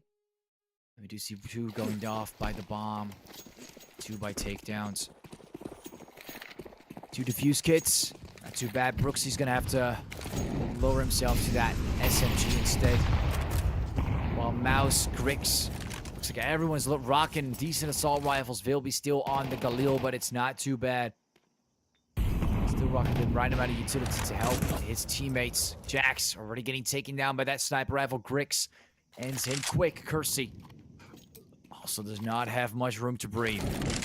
They're back at where they were in the previous round. 2 players getting taken out early, and now Brooksy as well. Who is going to be able to refrag for anyone at this point? Aurora fully alive. Winning out all the 1v1s. Blue, White, Grix, and Vilby all remaining alive. Getting the bomb plan, but Devotivek is right there in the corner. Finds 1, finds 2, finds 3. What's going on, Devotivek? Changing the pace of the game out of nowhere from the corner. Right behind that cobblestone wall. Vilby applies pressure. Finally shuts him down, and Grix takes down Grak. That should have not happened, but GenOne suddenly got close. Devotivek decided to wake up and choose violence as he was waiting for that bomb to be planted before taking those initial shots.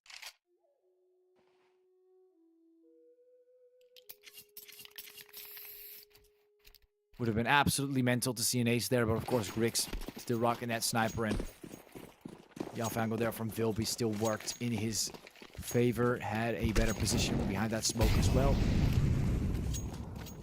You can see that GenOne has it in them, but they just need to perform well. And losing Jackson Kersey early on is not how you play the game. Especially not when those heavy pushes require a decent amount of players to go for a retake, especially on that B side. Very vulnerable on this map. Taken out early. We see Blue-White making quite the move. Grix finds the headshot there on Kersey. The sniper's nest has been cleared out.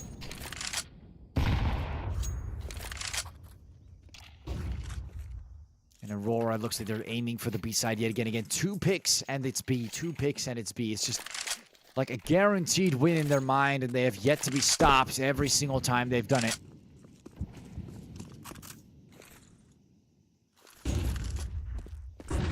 See how these angles are slowly being taken over.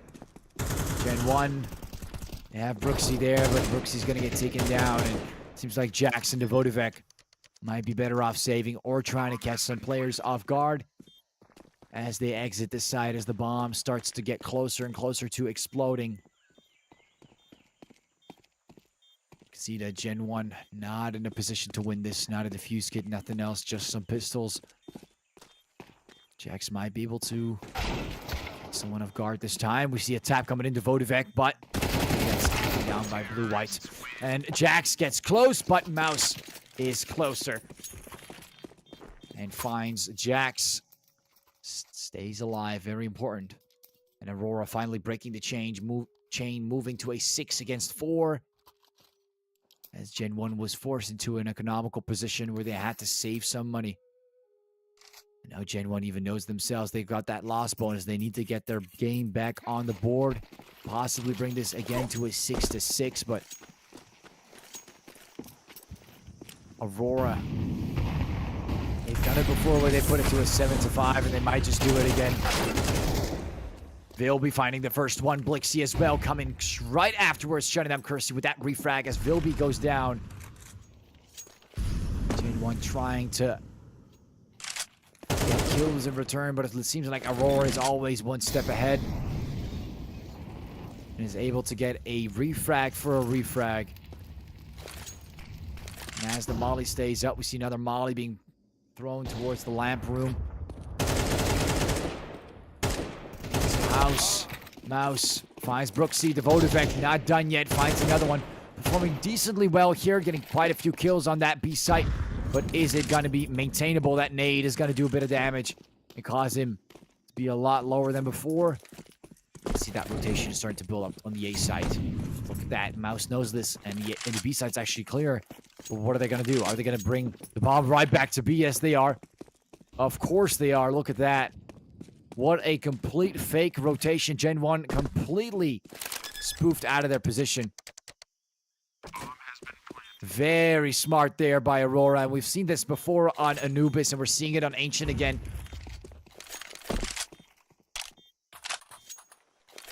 And GenOne is now in a position where they cannot even rotate. Look at that, 25 seconds. They're going to be forced into saving their weapons. As Aurora, they've of course got Grix with the sniper. Mouse is a little bit low, though. Might have to start running very soon, Mouse. 15 seconds. I'm not sure, buddy. That's a low amount of HP. Maybe Devotivek is able to catch one of them off guard. Blixie moving quite aggressively, and Devotivek finds him. Mouse. Bit of an awkward spot, but I think he'll be fine. There we go. Jumps as well. Grix. Devotivek. I'm not sure if he's greedy for that. Looks like he won't be. And Aurora brings it to 7. We're off to the final round here on the first half.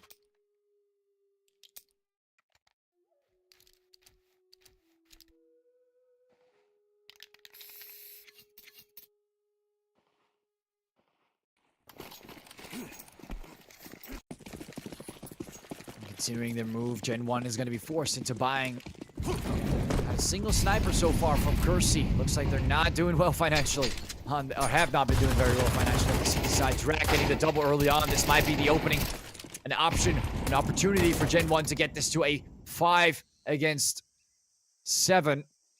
At least move with that same score like they've done before on Anubis. But Jax kindly chose to wake up, moves forward, and takes down Grix. And just like that, a very clean and fast round from GenOne. It's like they suddenly decided to make a change in their playstyle, but it's too late. There goes the first half.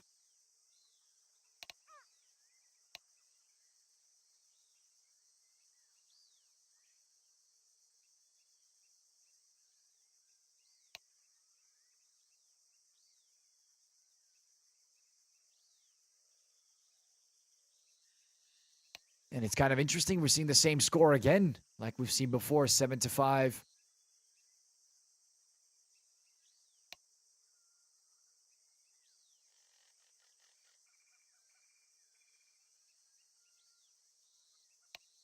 We're going to have to wait for that second half to come in. Taking a quick look at the scores in the meantime, we can see Aurora overall performed pretty well. There wasn't no one really standing out much. Of course, we saw Devotivec with that one round, and Jax overall being a little bit more of a heavier hitter. But Aurora, we saw Blue White, Grix, Vilby getting one pick here, one pick there. Same thing with Mouse and Blixie. And I feel like they've just been a very good all-round team so far in comparison to like GenOne, where it's more heavier towards, like we've seen in the first map with Kersey and Jax. Also Devotivec performing very well on the B site.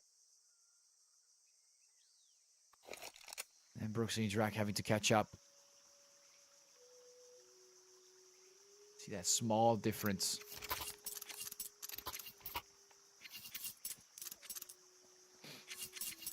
And we move straight into the second half. Ladies and gentlemen, GenOne on the T side and Aurora Youngblood on the CT side. See a Molly, actually. A Molly and a smoke. Quite a heavy buy for a pistol round from Devotivec. 2 flashes on Mouse with 2 smokes. Dual Berettas. Not everyone likes to go for that protection. Someone's got to pick up some nades. Give themselves that advantage they want. Agility can really make a big difference. There's 2 flashes on Mouse. He's about to rotate towards B, and we might see those flashbacks come down pretty damn soon. And Grix, look at that flashback. Double kill. But Kersey is able to respond to that. Grix gets taken down. Mouse again, another tap. Mouse finding a second one. What is this with Mouse today? And Blue White does get tapped away by Drak, but he's in a bad spot. Last player standing for GenOne. Overflown by players, and he gets ticked off. Vilby to Pizza 50.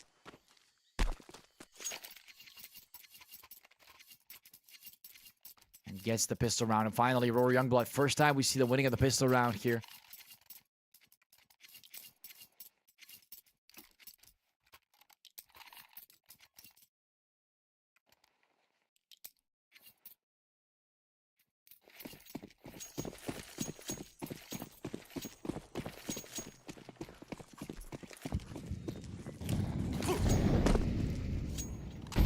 Forward. Nade comes towards midsection. Sniper's nest again being smoked off. Same thing that we see before with Aurora. GenOne applying the same strategy. But it seems like Brooksy and Kersey's going to find 2 more players from Aurora on the side. And that one pistol round did not mean much to them. Buying those SMGs and that FAMAS there on Drak. Grix able to find 1 in return on Kersey.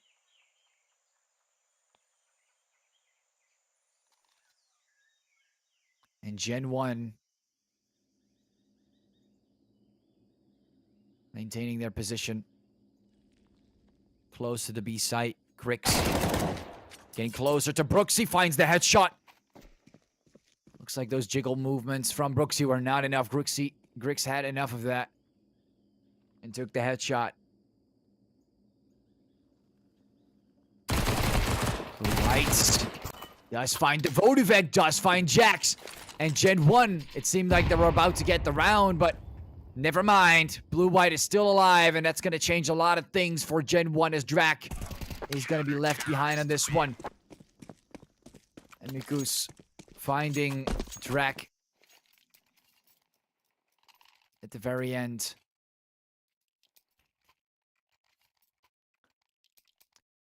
And for a second there, I thought GenOne was going to get a comeback rolling in, but looks like that is not going to be the case at all. 2 rounds in a row yet again here with the... Of course, some to be expected, but they definitely had the opening.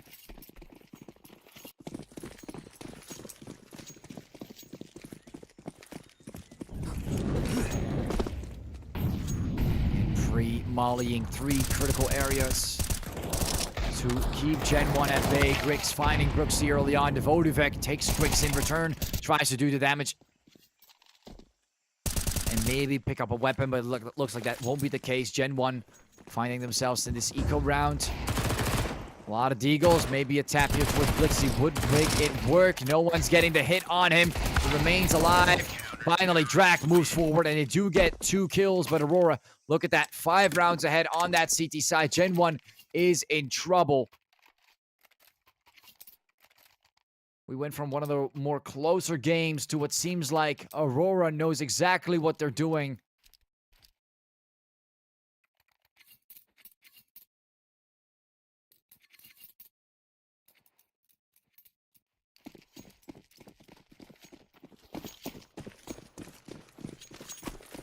Smoking off the area towards Sniper's Nest. GenOne in a very bad spot. All AKs. Not much else they can do in this situation. Moving forward, Vilby finds 2, and Drac and Devotivek both get shut down. What a way to start the round again. Can they get that advantage early on? It doesn't seem like it. Just getting sprayed away. Jax finding Grix. At the very least, the sniper goes down. But I'm not sure if this is enough. Grix is going to drop that sniper on the ground, of course. Jax and Kersey. They could clutch this out together. Never mind. Mikus finding Jax. And now Kersey, last player standing. He's getting overwhelmed. And Blixie finds him instead. Some AKs getting picked up. Only Vilby rocking the M4 as he was being cautious near the smoke. As 2 players did, in fact, get taken down with those AKs.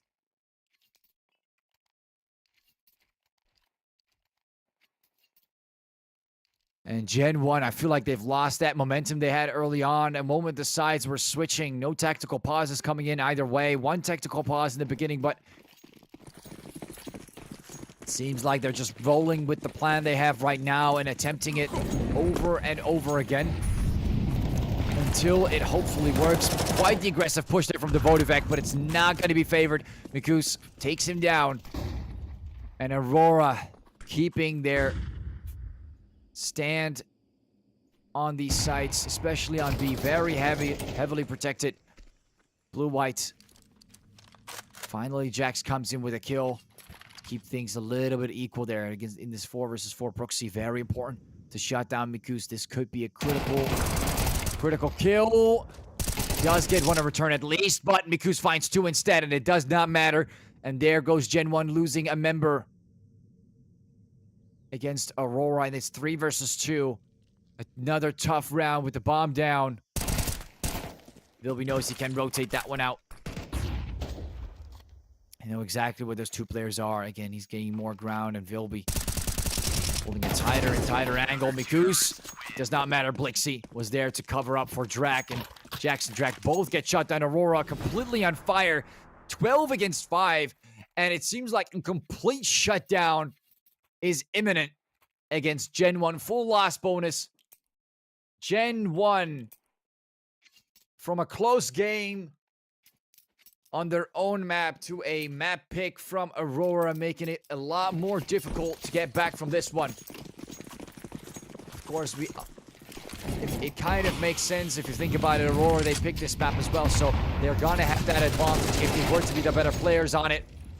And Drac seems to be tired of losing these rounds, finally making that aggressive move near Sniper's Nest with the Mac-10 and picks up the AK. Rightfully taking that one back. GenOne, they've got to pull out a miracle on this one. 7 rounds in a row. Is it really going to happen? Not a single time have I seen Kersey being able to buy a sniper rifle as well. Now that is showing signs on Ancient that it's not really working well here for GenOne. And they're preparing for another very fast B push, it seems. Brooksy is still inclined on maybe moving towards mid, but it's not going to work that way. Mikus already ready from behind. GenOne getting shot from the side. Brooksy finds Mikus instead. This is an opportunity finally. GenOne getting that first round on the second half. Brooksy going for the bomb plan. Grix gets taken down. Blue-white as well. At least able to shut down Drac in return, but Blixie, last player standing. Is he actually going to try and clutch this? That is wild. With the defuse kit, 30 seconds. He's got to kill 4 players in less than 20 seconds around that time. I'm not sure if that's how he wants to play it, but looks like he's going to try and go for exit frags instead. And I mean, Aurora. GenOne finally able to put a round on the board. You would think it is insane, but it really is not. Not sure. Again, Blixie tried some funny stuff there. Bit of a ninja defuse attempt, but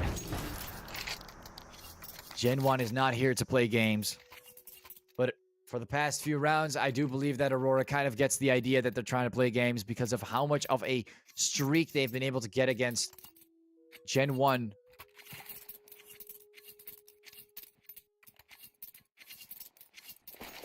Gotta admire the attempt, but those last 4 seconds, not even a defuse kit's gonna be able to do that.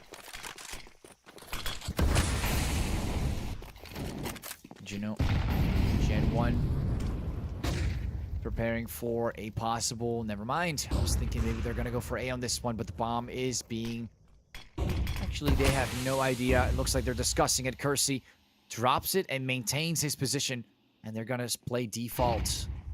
Blue-white spotting the first player. Brooksy moves through the smoke. He knew he was there. Very smart move there by Blue-white. Aggroing Brooksy out of his position, and then quickly making the move. I'm setting up the crosshair for that spot. Blixie finally able to find Drac as well. GenOne in a lot of trouble, already losing 2 players. Jax is trying to make it count. You see a Molly coming in. Flashbang. On the side of Vilby, right there on the corner. Finds him. Gets the headshot. Completely surprising Vilby. You can see Jax seems to be on a bit of fire today. Taking 2 players down. Forcing Aurora to move towards the A side. But we can already see where they're really going. You can see Jax. He's having an aggressive stance. Look at that. Moving towards middle. And Sniper's Nest. And Aurora kind of scattering around the A side. We've got Grix with the sniper rifle. Maintaining his position. Might actually be able to spot out on Jax. Smoke comes up. Molly too. Checking on the site. No one seems to be there. They're going for the bomb plant. And Jax kind of hoping someone is going to push middle. So far, it is not happening. Getting a little greedy as well. He's going to have to hold that spot because Mikus might actually spot him. Tries to look for him. You can hear the noises. Starts to move towards Mikus. Getting closer and closer towards that smoke. And here comes Jax from the side. But they continue moving forward. Kersey with the sniper rifle. Finally a sniper. That's the first time in a long time. And Jax finds Mikus. And it looks like... Look how happy Jax is finally. 2 rounds on the board on this second half. It is absolutely ridiculous.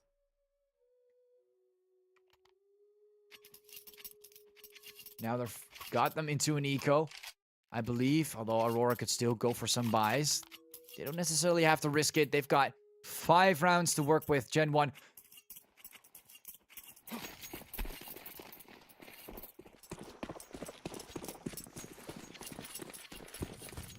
Not sure if we're going to see more overtimes, ladies and gentlemen. This is very far-fetched. GenOne. That smoke did not go according to plan, Drac. It happens, though. Sometimes it happens, sometimes it doesn't. But at least most of the time, it tends to work. Or did it work? I don't know. It looks like, on the map, it looks like it's midair. But it might be, it might have worked. At this point, even I myself am confused. But GenOne, it doesn't really matter. They're planting the bomb on the B site. And Aurora probably going to go for that rotation. Now, this is important. GenOne cannot afford to make any rough mistakes.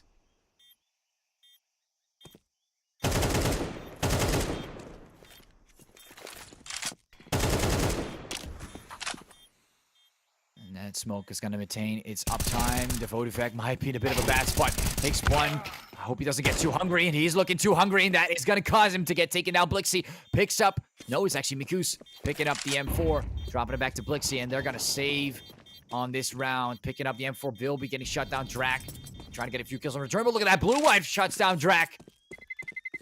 A 2 for 2 on a pistol. And Brooksy barely making it all alive. Look at that. I was about to say he's a little close to the bomb sign, isn't he? Maintaining match point, and look at that. They need to win 4 more rounds in a row, ladies and gentlemen.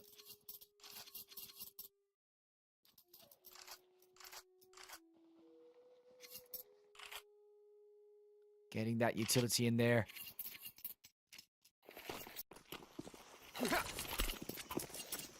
And Aurora.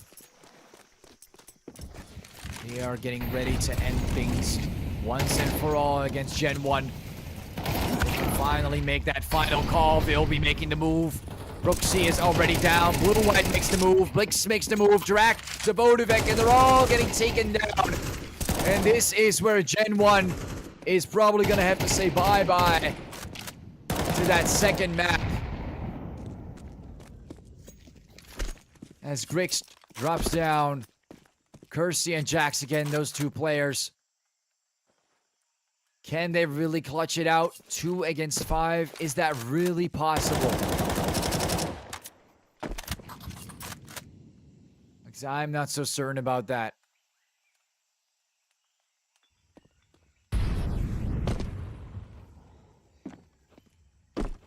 It is not impossible, but it is highly, highly improbable. Or highly... And there goes Jax, already getting hit very heavily. A few more shots coming in. Vilby tries to really take him down. But look at that, Jax gets spotted. Just a slight bit of a peeker advantage there from Vilby. Kersey, last player standing. The bomb is down. And he's going to move up with the sniper rifle. Now they're probably going to overwhelm him if they know he has a sniper. Look at that tight angle. How are you going to peek that? That is ridiculous. He's about to get backstabbed as well, Kersey. And it's fun to see him try it, but Grix is going to shut him down. Straight headshot to the face, 13-8. And GG, well played. Aurora Youngblood will be your winners of this best of 3. Again, ending in just 2 maps. GenOne, they had their own map pick, moving to overtime, and Aurora able to win on that side. That was absolutely intense, and it looks like GenOne, even though they seemed like, and I know they are a strong team, they are definitely not stronger than Aurora, and especially not on their own map. Still willing to give it a few shots, got a few rounds there at the end, but that comeback is looking pretty tough to fully make it through. But it looks like that is not the end of today. Again, though, congratulations to Aurora Youngblood for making it all the way and getting that victory against GenOne. We'll be seeing you guys on the next best of 3 right after this break, which will be shown as we move into that break. And you'll be able to see the schedule for those 2 teams coming up very, very soon. Thank you all for watching and keeping up so far. And we'll be seeing you guys on the next best of 3 on the group stage.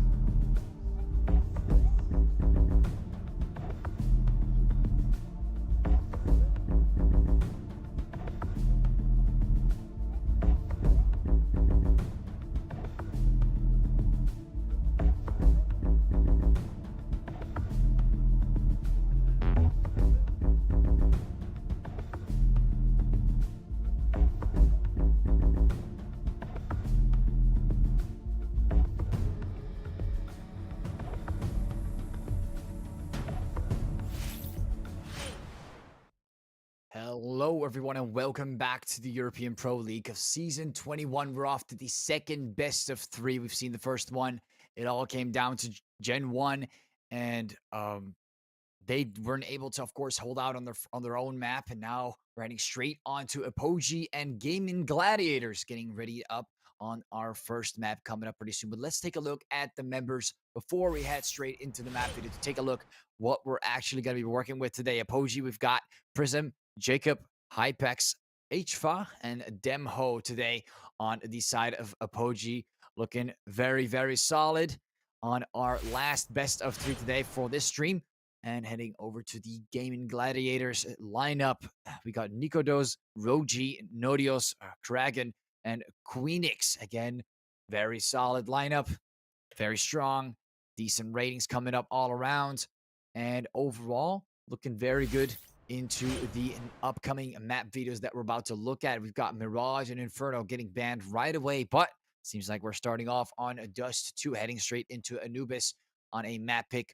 And then for Ancient being the decider, Vertigo and Nuke both getting banned. It looks like we will be seeing Anubis and Ancient a lot, especially on the first best of threes as well. Those tend to be quite popular today.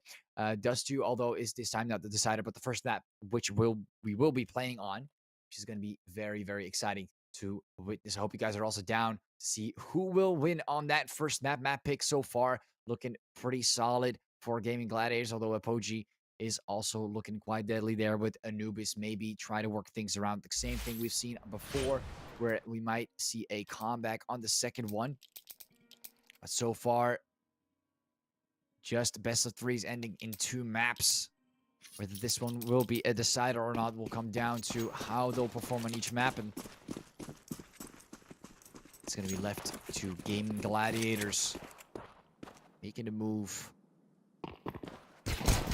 towards the A side. Very popular to make that move before any other side. HFA is going to back off towards the car and maintain his position as players are entering outside of the double doors towards the A site. Pretty solid here for a start, and a pretty decent push from Hypex. Prism getting another one as well. Hypex second one to finish things off, and Gaimin Gladiators did not have much room to work with and not much to breathe from. Apogee really shut them down even without that rotation, let alone from that rotation. Hypex did a lot of damage on that one round. And that push on long corner towards the cross was not as effective. You can see that scout being bought up right away. Although the quick switch to the M4 has been the decision now. 3 M4s, 2 SMGs. Although Gaimin Gladiators rocking the Deagles. Already coming in with that first bit of utility. Hypex is now going down without a fight. Couple bullets towards that midsection. Although those Deagles could be quite deadly. Even from a distance, all they need is that one little tap towards the head. And Prism waiting to time one of the nades here on shorts. Gaimin Gladiators slowly but surely making their move. Jacob almost getting tapped away, but survives. Roji getting hit. Queenix taking his life away from the field. Prism comes in with another tap down there. Roji gets shut down, and Prism a little aggressive and a little in the open. Nodios comes in with the Deagle and shuts him down. Demho and Hypex both coming in with 2 more. Kragan and Nodios both get shut down, and now it all comes down to Nikodos, and he also gets taken out by Demho. Gaimin Gladiators not off to the greatest start, but definitely a decent attempt with those Deagles, able to shut down Prism as he was aggressively moving forward with that SMG. Got a little tired of waiting on that spot there on short.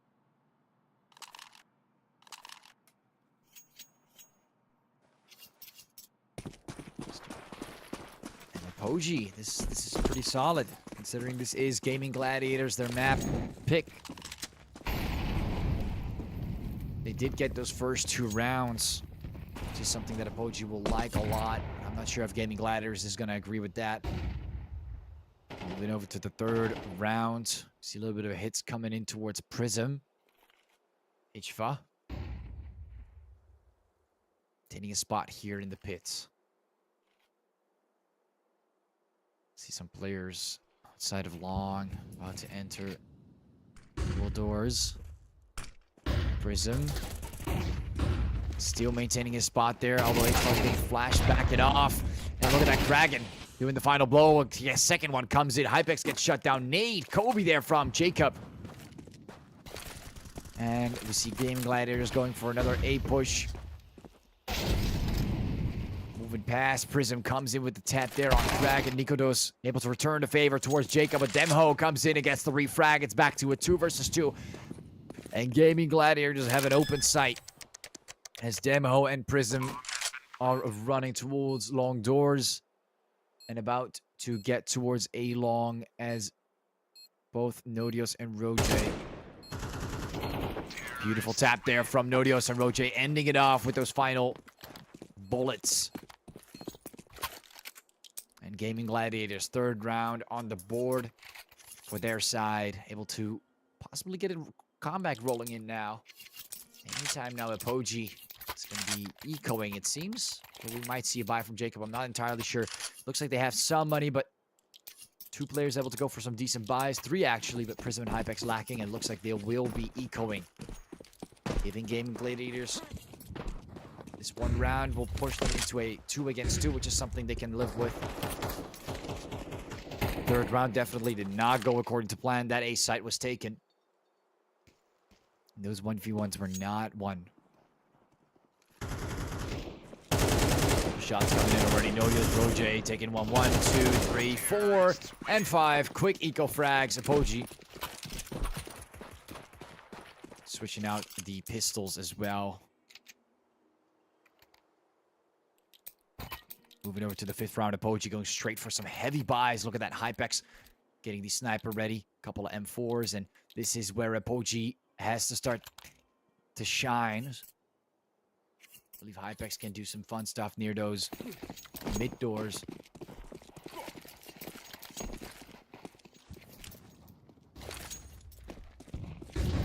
We do see him positioning well, but Gaimin Gladiators is going to smoke it off. Nade towards the smoke, and we can see Roje already shutting down Hypex, and there goes the sniper. Roje, look how low he is, barely alive. Looks like Hypex was not able to deal with the final blow, that wallbang, or whatever may have been the case. It was not a clean hit from Hypex. No one was able to refract for him towards Roje. Nodios, a couple shots there. Demho, Prism slightly hit, but not much more than that. Now Gaimin Gladiators moving up on short. They've got 1 player, Roje, because he's on the lower side, a bit on the off. Engaged towards the B side. Probably going to get taken down by Demho, but that is all that there is into it. Picking up the AK, but he's got to rotate all the way. Queenix shutting down Prism, getting the bomb plant in there, and Gaimin Gladiators aiming to maintain their lead instead of giving it away to Apogee. We see a bit of a rotation coming in. Apogee. We do have 2 players with the defuse kit. It is definitely not impossible to get the bomb defused, although that utility is pushing them back quite a bit. 17 seconds. Time is really starting to tick now. You see Nikodos finding Demho. Not a great start. It looks like Jacob and Ishfa have to back off on that one, and Gaimin Gladiators also realizing that they are not going to go for the defuse on this one. Nodios tries to find 1 more. H5 gets taken down, and it's just Jacob remaining in the corner with the M4. A little bit of a hit there on Nodios, but it's not enough. And Jacob also getting shut down, and Apogee, a full buy there. All get shut down. No sniper pickup coming in from Gaimin Gladiators. Looks like they won't be needing that just yet. Or they were not close enough towards Hypex to be able to pick up the sniper. We see quite a bit of money there on Queenix, Nodios, and Nikodos as well. Above $7,000 after the buy. Lost bonus must be coming in now for Apogee. First pistol and eco, but after that, looks like Hypex as well. Look at that Molly doing a decent amount of damage. See 1 deagle and what seems to be a piece of 50 for Demho. Moving forward, getting that first tap. Queenix coming in with a double with the AK. Kraken trying to follow up, and they were to get 2 frags towards Gaimin Gladiators. And Apogee's at least able to get 2 picks. Nodios, of course, a little too far away from the bomb site to get that bomb plant money. But they're going to be 2 rounds ahead. And again, a full buy coming in Apogee. With that last bonus, they've got to make the difference now. Giving too many rounds away to Gaming Gladiators is also not going to work.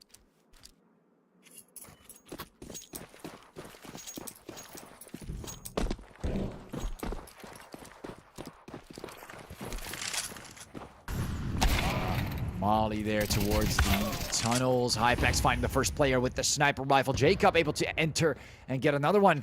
And Gaming Gladiators, not a great start. Getting 2 picks early on towards the upper tunnels is not how you want to start off the round. Prism following up on the 3rd one there towards top mid. And Nikodos barely able to find a frag there. Hypex remains alive, and Queenix seems to be damaged by fire. This is where you would probably look to save your weapons. Although they have a full minute on the round, and Apogee might be getting greedy on this too and look for them. So they won't be able to save their utility. Now Gaming Gladiators fully taken out apart from Queenix and Nikodos. Still trying something, I believe. Look at that. The B site seems to be a possible option. Looks like they're going to move forward and look for Demho. Smoke's going to come down.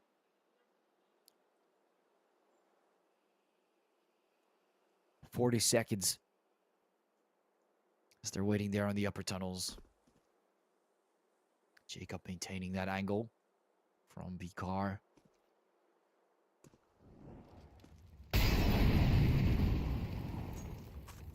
Here a Molly coming down.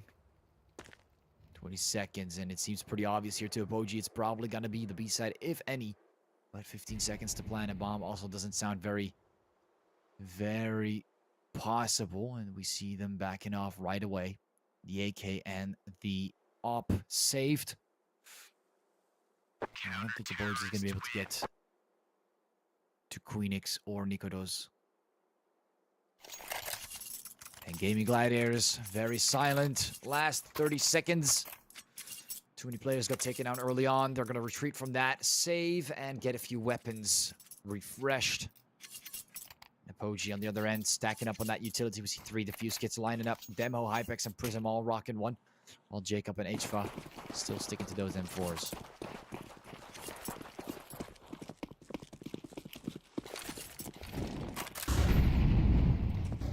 A little bit of utility. Flash comes in. Prism comes in, throws the smoke. Throwing in a nade as well.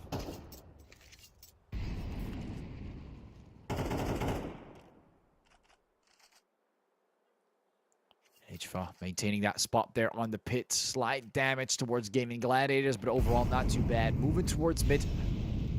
Taking a look at Catwalk, we've got Nikodos with the sniper, and they're making the move. They've got a Molly to deal with first. Wait for that to go out of the way before Gaming Gladiators makes a very fast-paced attempt. Of course, the ace with another Molly comes in, stopping them from making that a choice, or at least a decisive one. Demho. Keeping away from mid, but still trying to somewhat check it.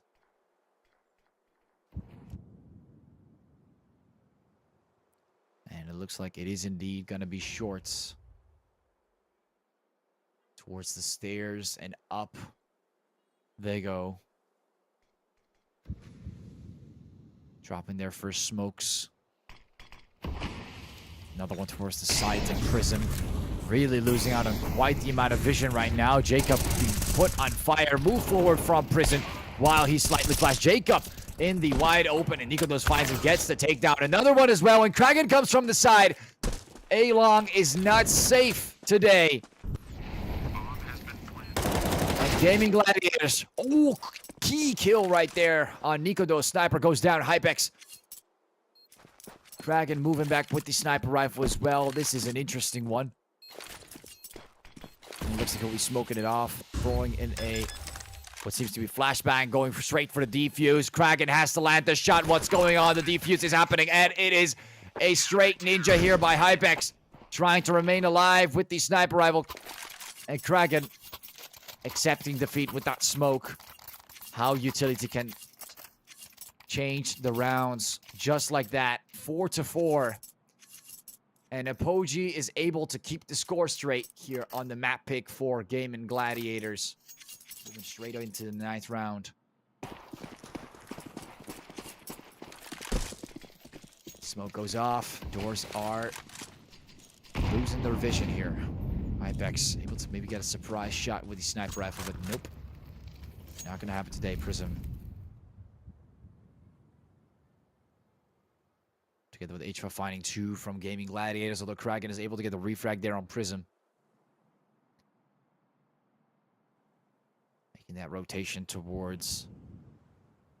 Now looking for the B side instead. Demo is holding it out.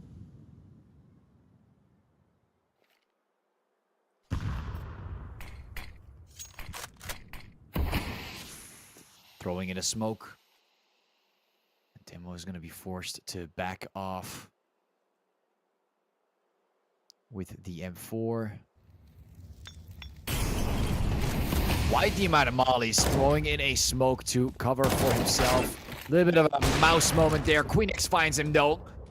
And Hypex from the side drops in a quick frag with the sniper, but he uses the opportunity while he's looking away to get past Hypex, and he just moved 2 players onto the side. But look at that hard scope there from one of the players. While both being flashed, Hypex tries to enter the site. A couple of shots there with the pistol and takes him down. Just like that, Nikodos getting taken out. Hypex 3 frags in that 1 round.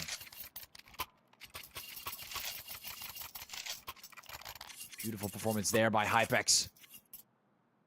And Apogee is taking their lead back, just like they had the lead on the first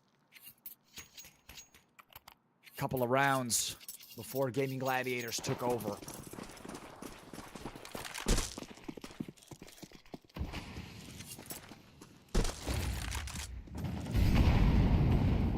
Coming in with a quick nade again. Hypex really likes to do this. Prism comes in with a quick takedown there on Roji. Gaimin Gladiators starting to lose their foot on the ground as Hypex finds another one.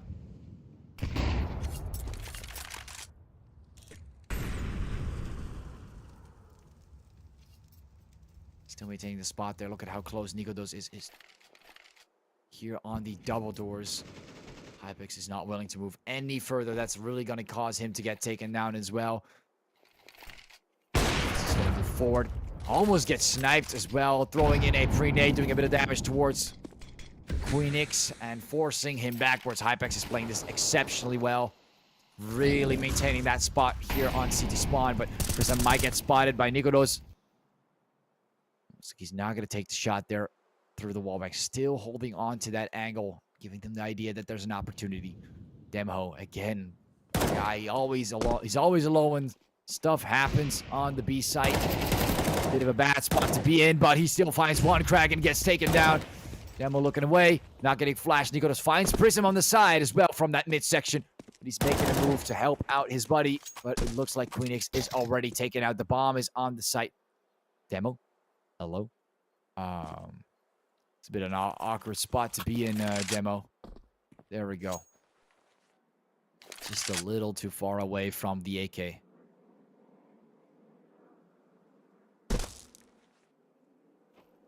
And just like that, looks like Nikodos will be saving his sniper rifle. Demo still chilling on top of the car, and Nikodos all the way towards T-spawn, locking down that position.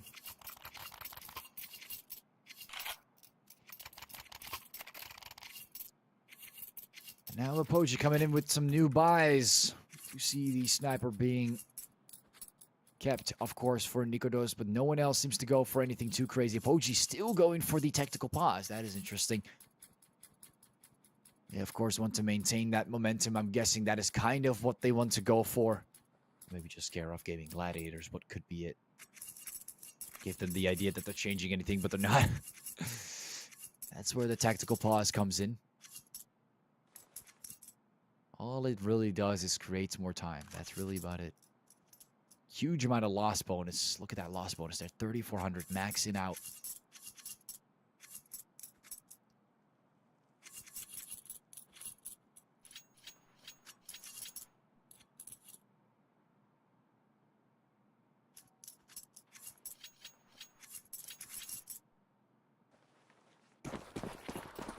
Now Gaimin Gladiators. See, 2 Deagles, 2 Tech 9s. Really trying to compensate together with Nikodos. Will not spending too much. Or Apogee again having the advantage on this one round. And look at that, they actually did change something. 2 people pushing on shorts. Now that is new. But I don't like that angle there from Nodios. Did give them some information. They know there's 2 players there. Still making the move. HFA realizing that this is not the most ideal spot to be in. Even though they have the right weapons for the fight. Just not having the advantage. Too little to show from their side and too much to show on their own side. Giving them an easier time hitting them from that position. Prism dropping down. Gaimin Gladiators moving back as they conquered a bit of short there. Roji is keeping that position tight. See 2 players rotating. Demo and Jacob. But is it really enough? It's HFA all the way alone there on the pit. This is not good. Probably going to take that sniper out. Is what they need to start off with though. Prism finds 2. HFA gets taken down. Looking for a pickup from the AK. No, they're not. Couple shots there. And Prism actually gets taken down right through the smoke. Kraken could go back and pick up the AK that's on the ground, but he's not doing it. Nikodos again holding out tight with the sniper rifle. Getting the tap on Kraken. Hypex not having it today. Now it's just Nikodos, last player standing. There's no reason to make the move, but look at that. Another win there. Demo coming from the side. Nikodos gets taken out. Just 2 kills here. Off to the final round of this first half, and Apogee is on a winning streak of 5 rounds in a row. On complete fire. And Gaimin Gladiators, they had a solid comeback rolling in, but right as they ran out of time, twice, got defused, and it seems like Apogee's just playing it way better here on the CT side now. Still have the opportunity to win on the final map, but they don't have as much utility as Apogee. That could definitely give them the disadvantage. Hypex takes the shot, tries it to get the wall bang, but it does not work today. Now HFA controls that area. Moves forward, kind of reveals his location, but he gets away with it. Kraken unable to respond to that. Interesting Molly Prism. Forgot about the wall next to him. It happens sometimes. Now Gaimin Gladiators. Roji finding 1, finding 2. This could definitely change. Apogee, it's not done yet. Gaimin Gladiators still maintaining their advantageous spot there on shorts and make a fast move for Nodios. Gets found by the entire team of Apogee there. Demo. Quite the surprise for Nodios, I believe.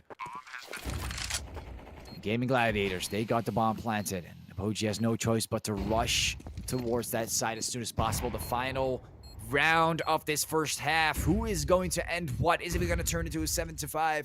Or is Apogee able to land another round on the board, making it a 4-round difference into the second half of this first, or actually, yeah, this first map. Time is ticking, and they're wasting a lot of time, ladies and gentlemen, even though they have the defuse kits. Barely 5 seconds to get to the bomb site. This is not how you want to approach the bomb site. Queenix, 6, 5, and it is over now as Roji gets spotted. Demho, he can try his best, but he knows it's done. Too much time spent on moving. At the end of the day, like, you can play it better, you can remain alive, but if you cannot do it within that time period, it really does not matter how well you do it. Got to prioritize the time before you prioritize the movement towards the site. Gaimin Gladiators, they took their time with this one. Apogee. Moving over to the T side now with Gaimin Gladiators on the CT side. Very quick little round at the end. At least able to give Gladiators some breathing room. If they were to win this pistol round, they would be able to bring the score back to a 7-7, giving them the leverage they need to possibly get past Apogee.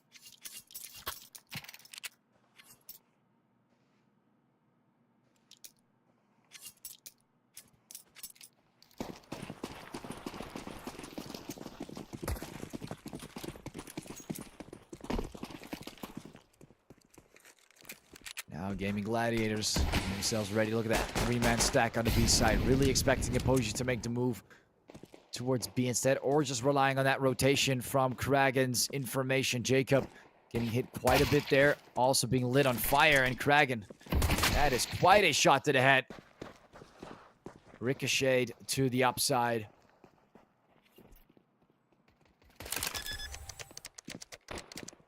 Getting a quick bomb plant there. Hypex gets it down on the site and goes for a couple peeks. Nikodos still waiting below that corner. Prism gets hit. Queenix still barely on any HP left. Emho peeks away for the flashbang. Gets the tap on Roji, and Apogee is maintaining the spot very well as Gaming Gladiators gets picked off one by one. Very solid bomb plant. And a solid push towards the A side. Gaming Gladiators unable to rotate before the bomb got planted towards A.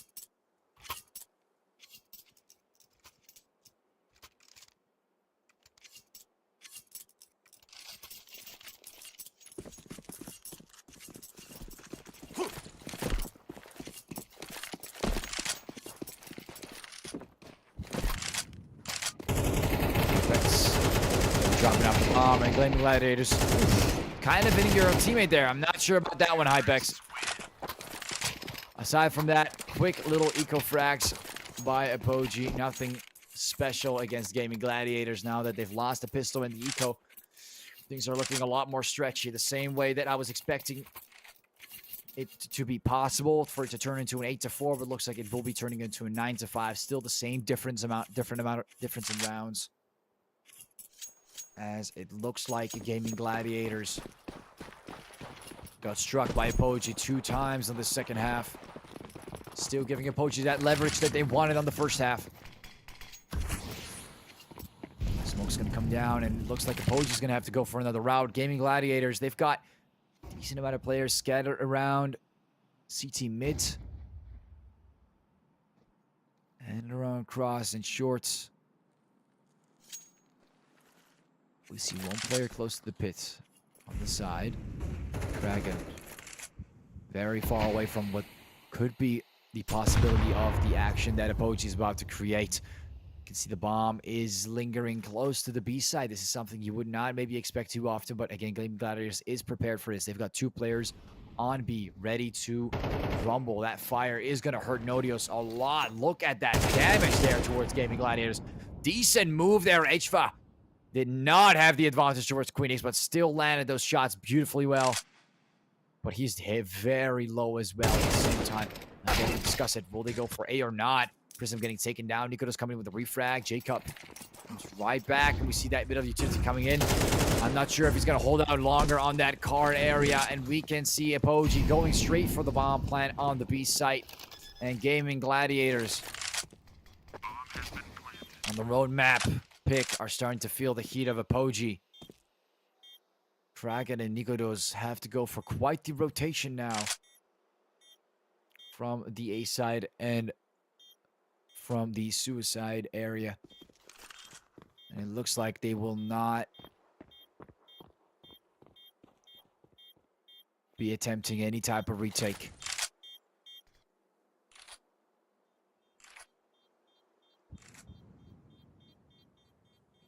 Time starts to tick, and Gaming Gladiators saving what little they have left here. An M4 and an AK. A little bit of utility. At least some armor. Ooh, HVA. Barely live. Look at that, 5 HP. Of course, keeping his distance from the bomb. And now they're 5 rounds ahead. Apogee straight into that full buy, of course. Maintaining most of it as well. Not really buying much more. We can see HVA only buying $100 worth of... Oh, never mind. There we see it. Dropping out the AK.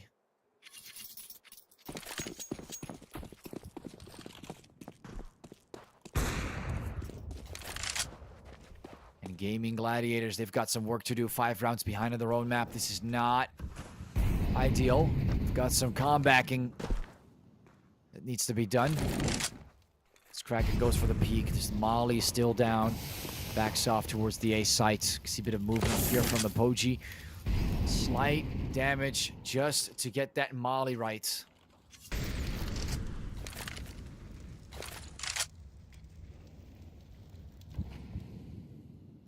Renewing the smoke.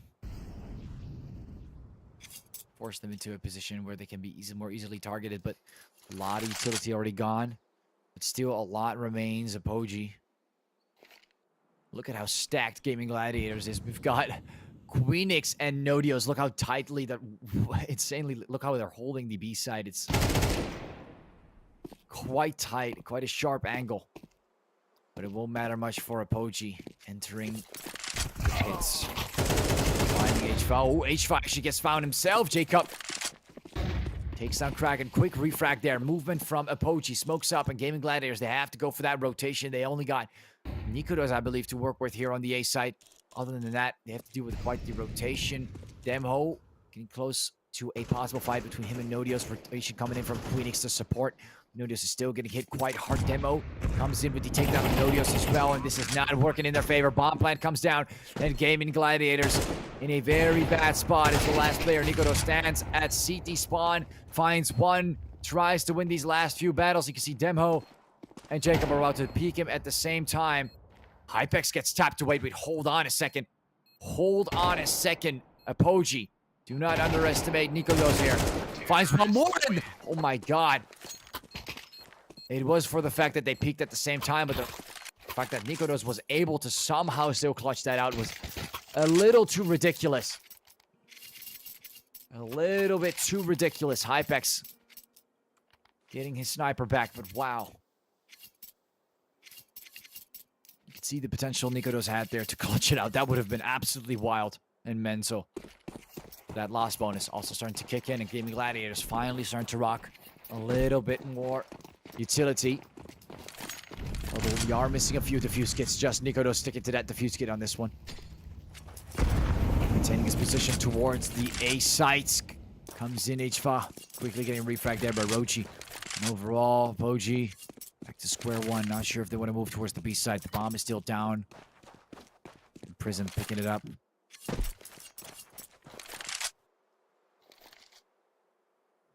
Being pretty slow and steady here on this area in the upper tunnels as he's about to enter it.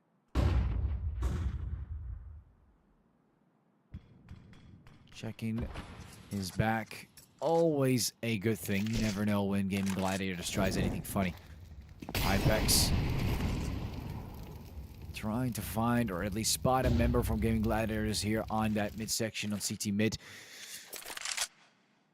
Dropping some nades here, left, right, and center, but it looks like the B side's looking quite interesting. They've got Nikodos to deal with, though he's kind of moving forward. He's got that sniper angle towards middle.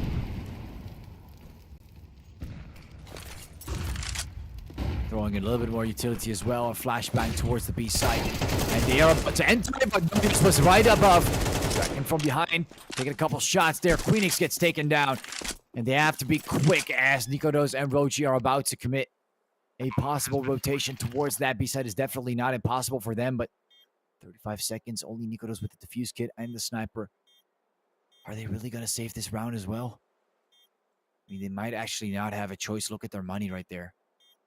Barely a couple $100. $400, $350. That is nothing, even with the loss bonus.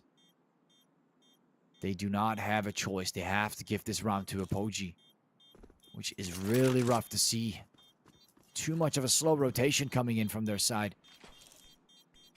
Once that flash came down and that noise came in, they should have really started running, but it's like they were not able to make it in time or make that decision in time. Slight hit there, and look at that Apogee again, all the way on fire. We've seen the same thing before on the first half. And now we're seeing it again in the second half. When are we going to see a win on the CT side as well? Not a single one being won by Gaming Gladiators. Really getting destroyed on this second half.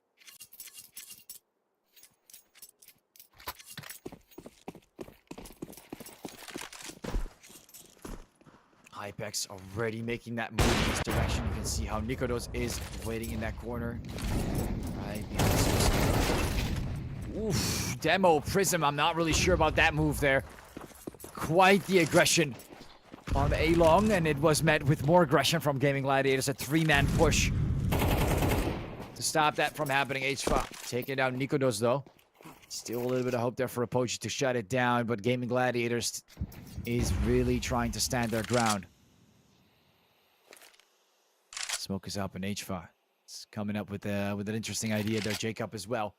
Looks like they want to make the move, but I'm not sure if Nodios is probably going to spot them pretty damn soon. Jacob finds him instead. Finds the second one as well. Hypex finding Queenix on the side, and H5 being the only player getting taken down. Kragan, last man standing. They know exactly where he is, and they're going to take their sweet time towards the B site. No need to rush and make it as hard as possible and hold this tight angle with the sniper. Now, it is not fun anymore for this guy. Takes the shot through the smoke, and that is it for the first map. Gaming Gladiators get dominated on their own map by Apogee, 13-5. Great performance there with the sniper rifle as well at the end and overall throughout the match. You could definitely see there was a major difference. Apogee, especially on that second half on the T side, it was not even... it was very one-sided, to say the least. So, we'll be seeing you guys on the second map. It's going to be quite interesting. I believe it was already set as well. I just forgot to check myself. A little bit awkward on that. But doing a quick checkup, it looks like Anubis will be the second pick there. Apogee coming in with Gaming Gladiators voting the T side. So actually starting off with the T side. Now, the T side on this map has not been that much of a great performance. So I hope that that will be different on Anubis once we get there. But this is a map pick from Apogee. So I am not expecting the greatest, but it is definitely not over yet. And Gaming Gladiators has the opportunity to possibly come back from this, but they really got to start winning out those 1v1s because overall, it really seems like Apogee so far is the stronger team. Now, thank you guys for watching so far. Again, so thank you, congratulations to Apogee, of course, for making that getting that victory on the first map, and we'll see you guys shortly after this break.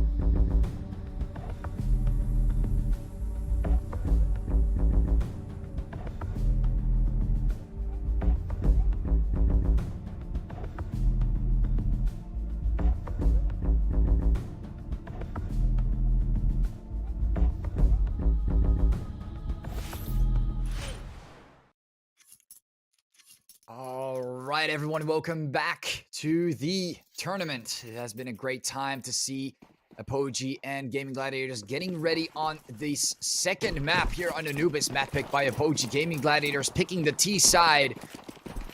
And we're rolling straight into it, just like Apogee is, with this massive push here on this A section.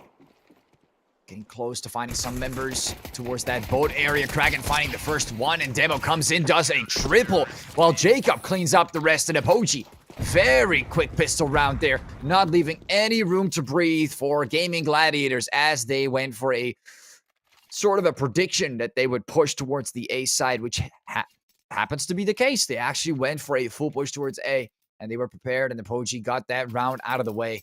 Very quick and simple. And now Gaming Gladiators already off to not the greatest start. Of course, they're on Apogee's map pick. Apogee did not choose the CT side. They chose the T side. So maybe that could give them a bit of an advantage. But look how fast Apogee is at positioning themselves around the map. Of course, Gaming Gladiators, they've got no utility at the moment.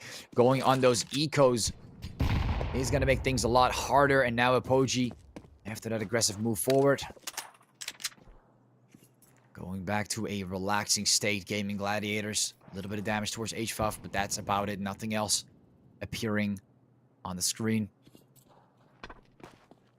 As we're waiting to see where Gaming Gladiators might want to go next. The A side's looking very flourishing. HFUF not seeing anyone push mid. Nothing's happening on the B side. It is looking very probable that it will be the A side. We do see three members here from Apogee that are rocking the M4s. Which is probably going to affect what we're about to see. Demo maintaining his spot, and Gaming Gladiators waiting for time to move, creating this little bit of confusion on Apogee's end, but at the same time, I feel like it makes it just a little bit more obvious as well.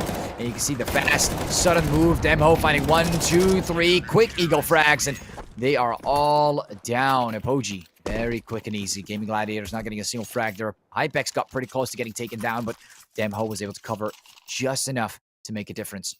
And look at that. Straight to the sniper we go. And on the other side as well, 5 AKs rolling with a little bit of utility. We do see 3 mollies, 4 smokes, and 1 flash, but no nades. Nothing crazy yet. They cannot go in too hard. In Gladiators, they're already behind this third round. This is where it's really going to matter.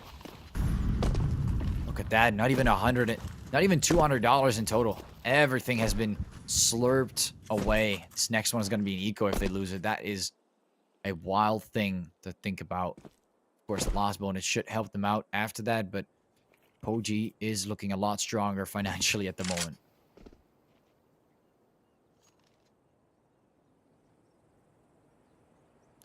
Gaming Gladiators. You can see Nodios going for that slow peek here on the B site. Does find the first one, Prism, but look at that return there. Second one as well. Nodios is not here to mess around. Nico does as well. From the side, wins that 1v1 with Jacob. And Apogee's losing a lot of ground here. The B side is looking ready to be taken, and Demho and Hypex being as quiet as they may be.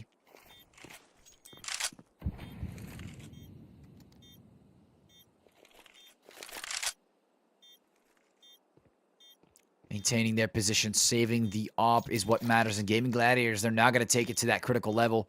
3 players getting taken out on B. That is it. Apogee is giving it away to Gaming Gladiators. Quick push towards that B side. Very popular on Anubis. This is where Gaming Gladiators finally starting to shine a bit more.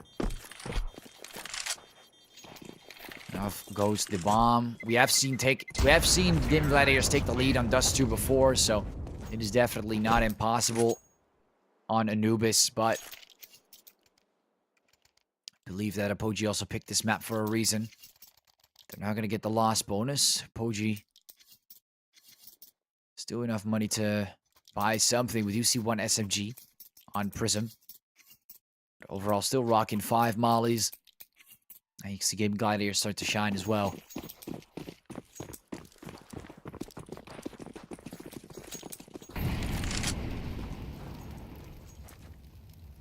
Taking a quick peek on the side here. Roji trying to get that nade past the smoke. He does get it past the smoke. A little bit of damage towards HFuff. It wasn't completely unsuccessful.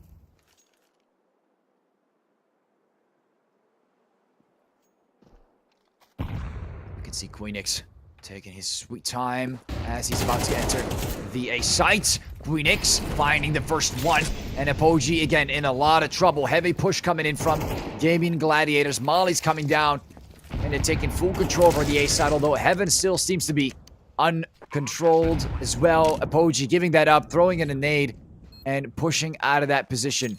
Really not wanting to give up their artillery or their weapons to Gaimin Gladiators in this round. There are 4 members. They could definitely attempt to do something, but looks like they really don't want to.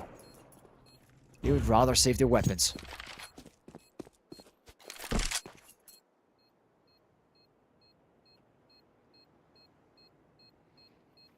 Very interesting choice here from Apogee. Couple of shots there. Jacob tries to find Nikodos. Nikodos unsuccessful. Does not get the tap there on Jacob.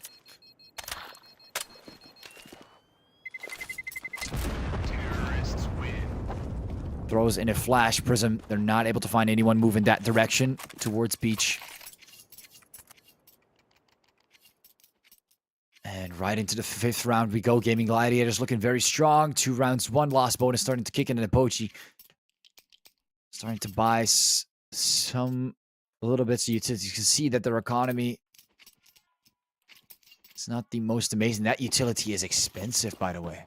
That is eating up that loss bonus. That Gaimin Gladiators looking a lot stronger now. Overall, you could argue that they are ahead if you look at their money.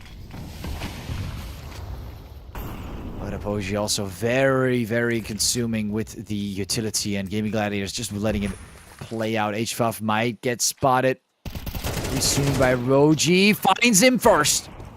Although Nikodos gets taken down in the process, giving them an equal exchange to work with on the mid area. Moving back towards the doors. Roji holding on to that angle. 2 smokes down. Around connector. And the entry towards Palace. And that's where Gaimin Gladiators is gonna leave it for now. Do see 2 members waiting behind the smoke to get a bit of a surprise peek as the smoke comes down. Nothing is appearing just yet. Apogee losing another member there. Demo getting taken down. Queenix, quite a close call, but he does get the takedown. You can see that slow and sneaky move up there. Hypex all alone. He's probably going to get taken down. That is not a fun thing to watch happen. Hypex has no idea. About to get absolutely tapped there. Snipers down. They're all on the A side. Apogee kind of letting loose of map control here. Losing Demo. Hypex leaving mid open. Taking control over the A side. Losing a sniper just like that. I feel like kind of tripping over a couple rocks here for some reason. But Gaimin Gladiators taking their sweet time here on the T side. Getting another bomb plant.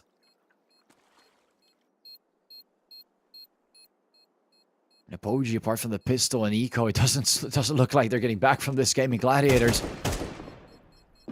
Couple shots on the water area. The bomb starts to explode. Prism might get a quick one there up top of the bridge, but not seeing it happen. Kragan not able to find anyone. Just like that, 3 wins in a row so far. Not too bad. Gaimin Gladiators, they need this. They know they need this. As the sniper was dropped on the ground, no one did pick it up. They're still sticking to their guns with the AK-47 as their primary gun all around. Now I'm going to see Nikodos switch to the sniper rifle. Probably because of the map. Closer angles. A little bit harder to play with the sniper here. And now Apogee is going to rock M4s, but also 1 SMG for Hypex. Look at that money from Gaimin Gladiators as well. Those AKs are kind of cheap, I guess. I don't know. Winning 3 rounds in a row, just buying AKs and a little bit of utility. Seems to work just fine for them. Really creating a good base layer to work with. Dropping down a molly and a nade. Jacob seems to be hurt from that. And the B side, look at how well they're stacking around it as well. Apogee does not want to give Gaming Gladiators another round. Look how much they're stacking around that B side, really making sure there's no weird push coming through. Gaming Gladiators just exhausting the utility on Apogee's end. Prism, though, comes in, gets the first pick, picks up the AK, and backs off.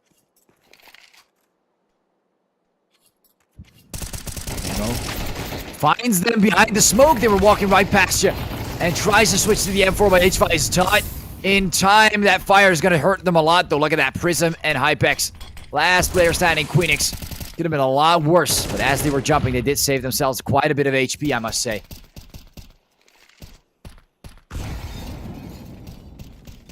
Queenix is from the side here on the smoke. Takes down Hypex. Does not want to give it up just yet, and here comes Prism. Finds Queenix and brings it to a 3 versus 3. You're round winners. Not too shabby here. And now Apogee, as they've equalized the score a bit more.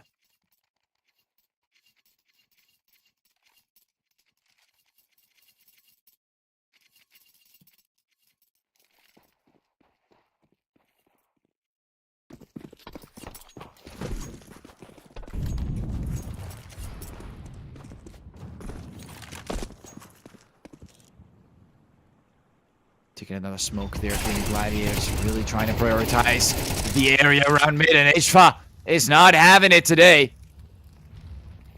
With a massive 3K behind the smoke.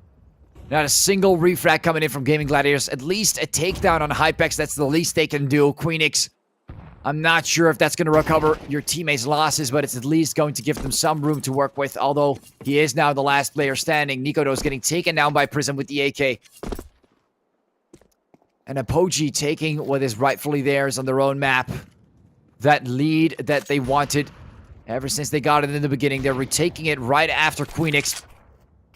Picking up the sniper, switching to the AK. It looks like he's actually trying to do something here. But I'm not sure if that's going to work out for him. HFA shutting him down. There is a sniper rifle somewhere around, I believe. I'm a little confused. Did he drop in like the top corner or something? I swear he had a sniper just there. There we go, Hypex. Just got it, seems. And just like that, Gaming Gladiators gonna have to spend a lot of money again to get those AKs. 2 rounds in a row, and now it's starting to hit a little.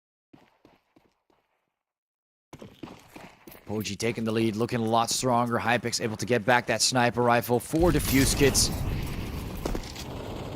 And there goes the end of Prism's move. Roji finding HFA early. Not a great start. Gaming Gladiators coming out a little stronger this time. Hypex gets shut down early.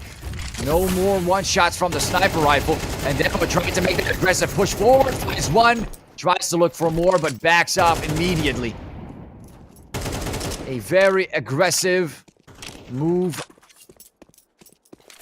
from Demo, but it did seem to work. Rochi got taken down, but that's all he's going to do. If he got 2 takedowns there, it would have been a slightly different, but...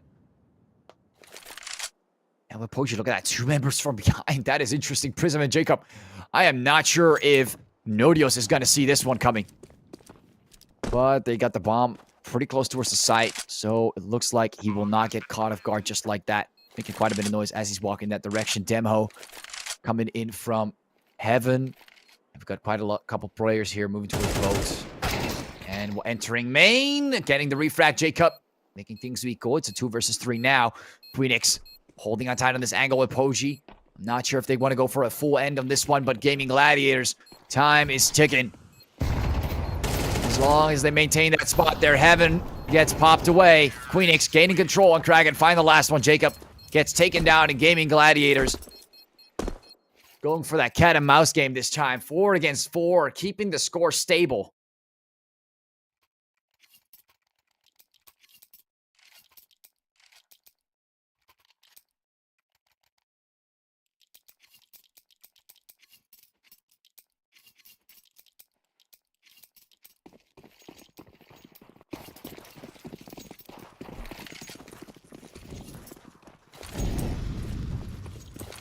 throwing in the molly towards the house. And Apogee still locking down on the B site. A lot of players scattered around the area. Now Nodios getting pretty low, and there goes Queenix as well, getting shut down not too far after that. And now Gaming Gladiators back to 4 players. It all seemed so easy to push the B side, but what happened now? Apogee, 4 players on B. Getting a little bit tired from Gaming Gladiators, and looks like they've realized that this one is a little bit harder. Trying to find some entries here from Apogee, but it's not working. But here comes Nikodos, finding Jacob. Starting to realize we heard the Deagle. This is where things get a little bit more aggressive. Hypex finding another one. Nikodos gets taken down. Prism right in the corner. Roji getting pretty low, but still alive. And Demho right behind the statue, trying to find him, picks him off. And Kraken goes down in the meantime. That was way too close for Comfort Gaming Gladiators. Barely alive. Look at that, Roji and Nodios with just a bare amount of HP remaining.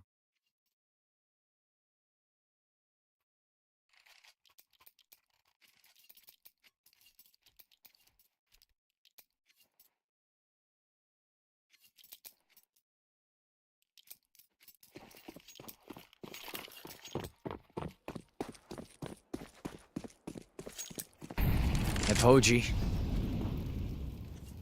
Not too bad there on the pistol round. You can see that they were definitely able to buy a decent amount of weapons with that round. Damage that has been done towards Gaming Gladiators was just good enough, and Hypex finds one and actually survives this time. Taken out early a couple rounds. Must have been quite frustrating as a sniper. Feeling like you're not putting in the same work as your other teammates, but I'm sure he is not the person that wants to do that. Jacob dropping a nade. Very good nade. Has no idea how much damage it actually did. Dragon was forced out of that position. Made a lot of noise. Hypex finding a second one as well. And look at that. Clean win there from Apogee. Keeping the round score equal. 5 against 5. And now, not sure about this one. Gaming Gladiators, they could eco this and go for the last one. But they could also kind of just forced by it, and I think that's what we're about to see here. A forced buy on top of a forced buy seems to just give them the better odds on this one. Guarantee yourself 1 or open yourself up to the option of getting 2. There's a bit more of a riskier play revolving around that.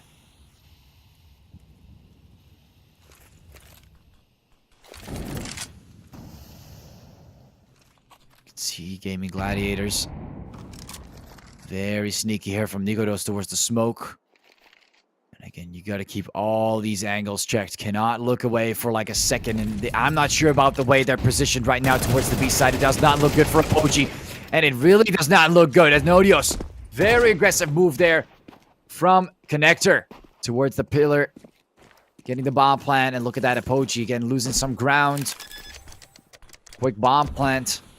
But they're moving from the same angle. Nodios might actually get caught off guard. He's very low. I'm not sure if he's going to be able to survive that one. He already got 2 kills. Moves forward. Still gets the kill there towards Demho. Not a single hit towards Nodios. Finally, H5 able to land 1 hit and actually take him down. But look how scattered they are away towards B main. That's something you would anticipate. Still possible. Defense drops into smoke.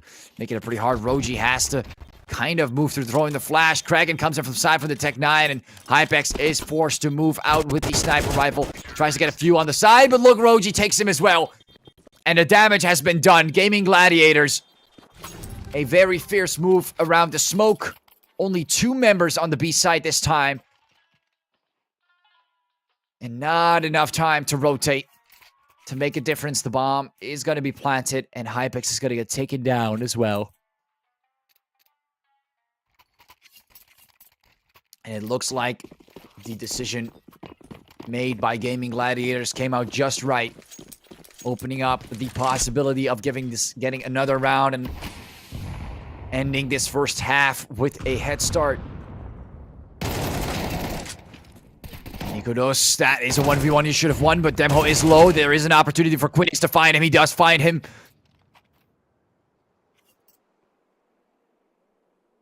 He heard Hypex, but he's gone silent right afterwards.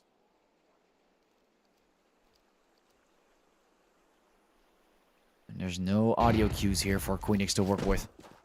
And now, looks like if there's no audio, there's not going to be anyone here. If there's no one here, the A site looks pretty plantable today. Jacob, look at that damage there. Not fun. Not fun at all. Kragan keeping 3 players distracted. Now that is something you'll have to see.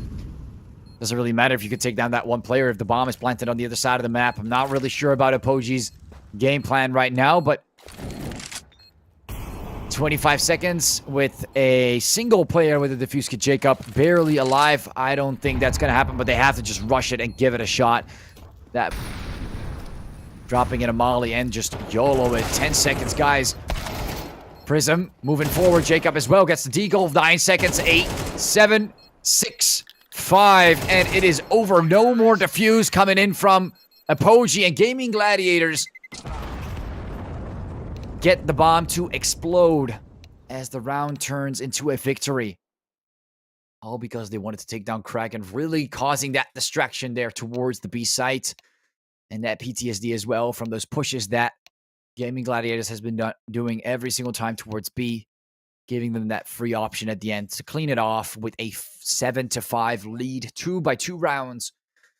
Now, all they got to do is not give Apogee that pistol. They are in for a possible turning point in bringing this to a decider. That is definitely not out of the question.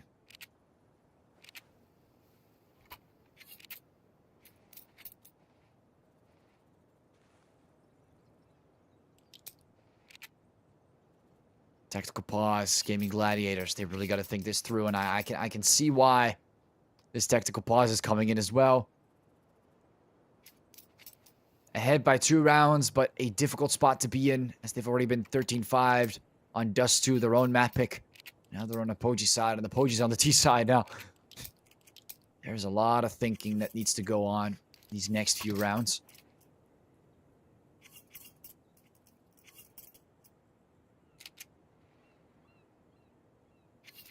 They seem to be ready to roll this time around.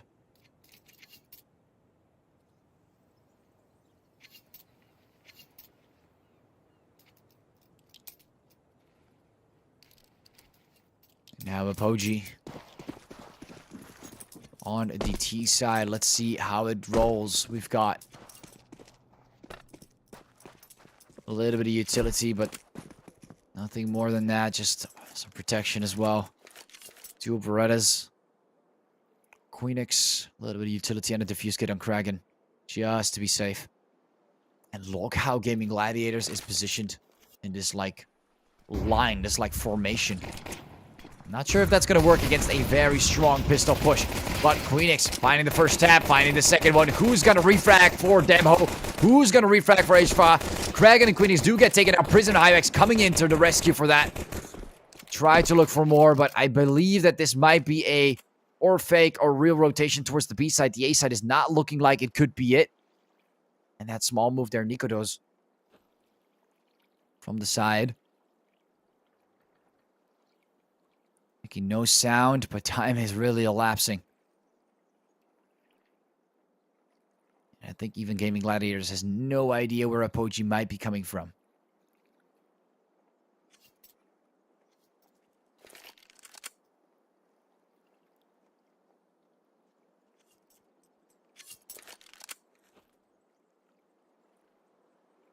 "30 seconds as Apogee still is trying to mingle around. For some reason, they have one player towards B. Prism. Not really sure about this one. There's no one there. I get it. But I'm not sure if your teammates can get there in 20 seconds. Now, that is interesting. 15 seconds. Hello. The bomb has to be planted at some point. And Gaming Gladiators is guessing just right. And you can see them entering the side. Prism coming from the side. And that is the element of surprise. But the time is running out in Nodios. Hypex plants the bomb, moves forward. Can he get this tap on Hypex is the question. What a tenseful 1v1. Moves forward and gets the takedown there. And Apogee. Not sure how they got away with that, because that was definitely not advantageous for Apogee. Nonetheless, they got the pistol round.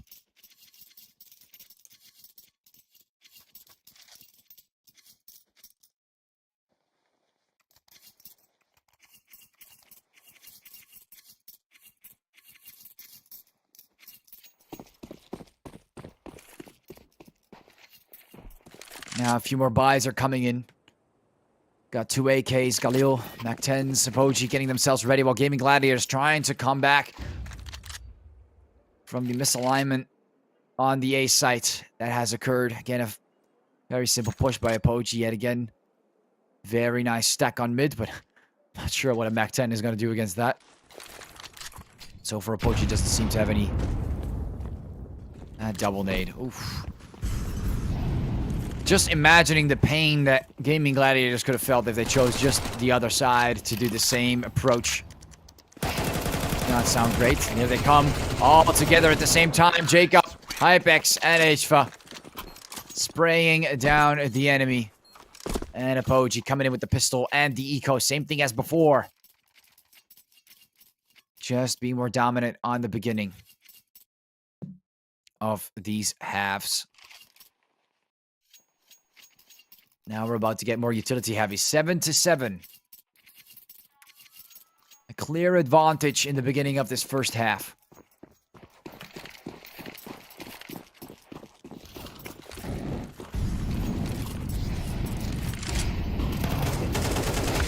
And move forward. Nico just finds one, and Roji able to come in and get the refrag on Prism as he gets taken down. And Apogee not off to the best start. That spray pattern was not bad, but Nodios does get enough time to respond to that. Hypex. Bit of an almost a refrag, I would almost say, but no, Nodios gets away. The bomb is down on mid. Looking for that pickup. Demo.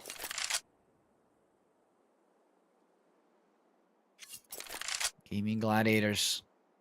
Got a whole minute. Spend looking for Apogee and Demo. Finding Queenix. Quite a tight angle. Still, Apogee's sharp. Demo is sharp. Able to respond. You got 2 players on either side.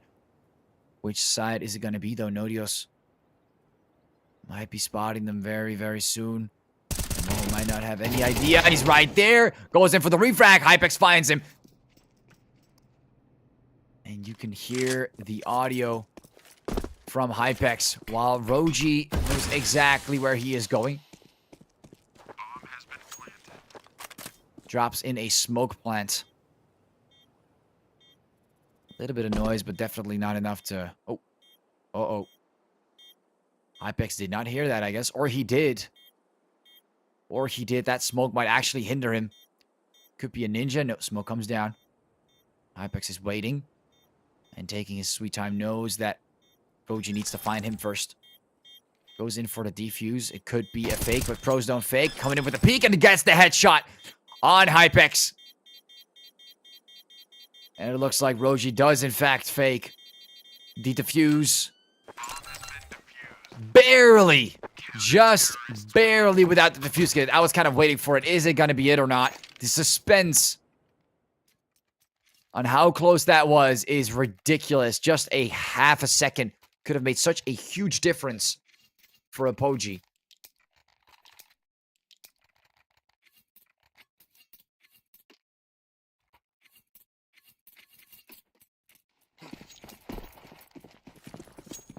Absolutely ridiculous from Gaming Gladiators. What a close call on that 15th round. And now Apogee right back behind. Gaming Gladiators not giving up. It really feels like this might be Gaming Gladiators' map pick. I'm about to double check because this feels a lot more different. A lot less like we've seen on Dust 2. And no, I'm not mistaken. Apogee picked Anubis with Gladiators voting for the T side in the first half. It really feels like momentum is different this time. Maybe Gaming Gladiators is a lot better on Anubis than Apogee thought, and maybe Apogee is a lot better than on Dust 2 than the Gaming Gladiators thought. Couple shots coming in. Jacob finds Crack, and Nikodos and Roji coming with 2 more Hypex. Able to clean off the table. Back to a 3 versus 3. They're sticking to their positions there on the B site. We do see a little bit of a peak there from Hypex, but those last 40 seconds, not sure where the bomb is going to go, honestly. Looks like the B site is a more favorable option. Bit of a move there from Demho, checking on the A site. Nate comes in and a bit of a movement there, Nodios. And Roji find Demho. He is low now. And he is not the only one to be there. And that gives the cue, knowing that there's one player A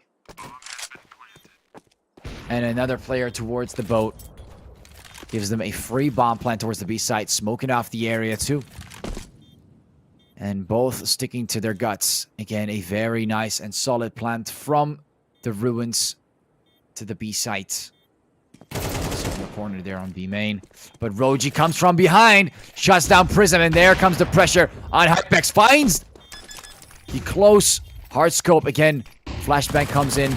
Another flashbang, and Queenix gives away his position. 8 seconds. It is done. A deal. He does get the sniper, though. He attempted to drop it above on the side of the wall, but Queenix will be saving that sniper. Apogee, again, they do win by explosion, but again, Gaimin Gladiators, out of most of these 1v1s, are coming out pretty strong so far. Maybe they warmed up a bit. I'm not entirely sure, but overall, they are looking a little bit more... Looking a little bit more like they could compete with Apogee right now. Even with those great tactical moves from Apogee. Look at that, another tactical pause. Even with those great tactical moves from Apogee, Gaimin Gladiator seems to have their eyes on the right target. Coming in with a quick, short technical pause. Or tactical. And I think it's about the economy, honestly. Look at that. 2 FAMASs. Very tight on the economy. They have to win this round. It's a pretty important one now, isn't it? Got a sniper in there as well. Nikodos on exactly 0. Everyone is, you could argue, basically on 0. I mean, Apogee's also not doing too great either. Both sides are on an economical, on the brink of an economical collapse for their own economy. Bit of a fast pusher from Apogee. Very aggressive. No one's on the left side, and Kragan finds 2. That's kind of the risk you take sometimes with these very aggressive pushes. We've seen an attempt at a takedown for HFA. But he tries to protect himself, and Nikodos gets the wall bang on HFA. One more shot there. Prism getting Roji, but Nikodos, once he spots him, it is done deal. And look at that. We don't even have to see it. It just felt as painful as it was. Queenix. Bit of a flashback. We know Hypex is holding that angle from the other side. Apogee doing the same thing over and over again. Now Nikodos has to make the choice. Again, a fake. He knows it's a fake.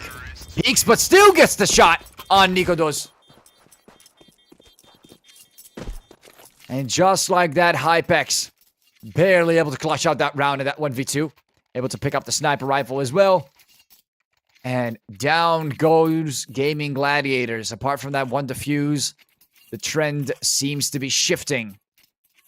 Full-on SMGs. They need to force themselves back into a victory streak. Because otherwise, Apogee's going to take it to 10-11, and then we are right back at where we were before, but just with a closer amount of rounds. Prism and HFAF on that midsection. Making the push there. Roji getting spotted. And together, they do get hit quite a bit there by Roji. Not gonna lie. Backing off right afterwards. Demo finding Nikodos as well. Gaimin Gladiators losing a lot of members early on. This first 30 seconds. Entering the second 30 seconds of this half. HFA finding Kragan, tries to be greedy. And look at that, Queenix punishes him. Not sure if he's going to go for the pickup of the AK. I wouldn't risk it either, right? Now a slow move towards the B side, and Nodios is waiting for it to happen. It is quite inevitable. Queenix also making that rotation. A lot of noise. Prism peeking it. Gets tapped away. Goes for the second. And Nodios gets taken down. Very crucial. But looks like Apogee still had plenty of members to work with. If even. Demho gets taken down at Hypex. Not sure where Queenix came from, but shuts him down. Bit of an awkward position for him to be in, but Gaimin Gladiators, even with that shock value or the element of surprise, seems like they really need to eco one around here. And maybe the next loss bonus will give them just enough. Get a combat rolling in there. Look at that. 2 Deagles and SMG. Apogee's going to relax for now, but Ibex comes in. H5 as well. 2 frags. Again, Apogee, what's going on? Gaimin Gladiators. Not just on the eco, but in general. Most of these rounds giving them a lot of members early on. Unnecessarily. Let them push forward. Let them be greedy. Try to catch them off guard as they enter those sites.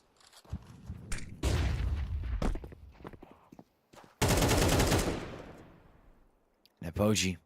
2 frags early on. In combination with Gaimin Gladiators, their weapons.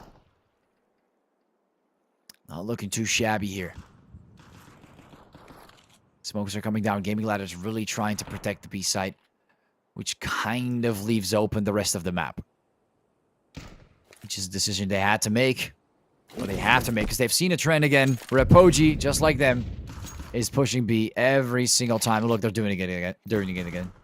Even though there's only 3 players remaining, we clearly hear their footsteps as well. Apogee's still going to move to B. It's just more comfortable. It is more satisfying. It is the better choice on this map. It seems like that is the case for most teams. They just like moving, pushing aside. Nodio's getting taken down. And just one more behind the pillar. And just like that again, Apogee gets another round victory.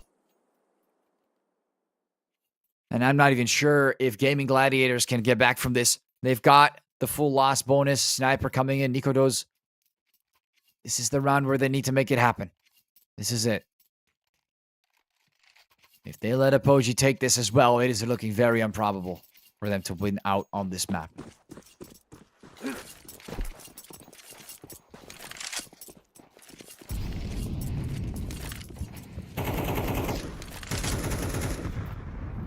Now Apogee.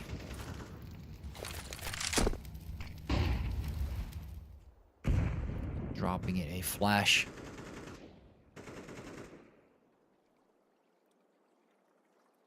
Still maintaining his spot there, Demo. Not trying to lurk out of his position. Gaimin Gladiators not ready to give up just yet. Queenix. Oh, he's still up, buddy. And Hypex is also ready to take that shot as long as there's just one small pixel of your body entering that scope. It is a done deal.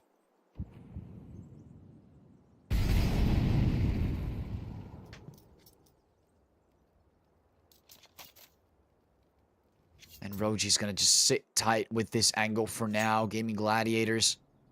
They've got a few players around mid trying to check if there's going to be something funny happening with Apogee trying some things towards that bridge area, but it doesn't look like that is the case. And I hate to break it to you guys, but it looks like it is the B side again. Nikodos coming in with that first entry. Definitely helping out, increasing the chances of Gaimin Gladiators taking this one out. Prism finding one more, but look at Kragan finding 2 more in return. Jacob does not want to return to favor fully, but takes down Kragan. That's all he's going to be able to do for now. Nikodos still alive. That sniper is causing some pressure. Goes for the bomb plant. We can hear it. Nodios is waiting for Jacob to get out of the zone. And we can see that sniper peeking, getting the straight shot. And look at that. Luckily, or at least in this case, good job, Gaimin Gladiators. At least able to shut them down on this round, because that could have been quite detrimental for Gaimin Gladiators if they gave Apogee the round to 12. A straight defuse coming up. 9-11. Things are looking a lot closer now as we start to enter the final phase here of the second half. Final 4 rounds that we have available to give away.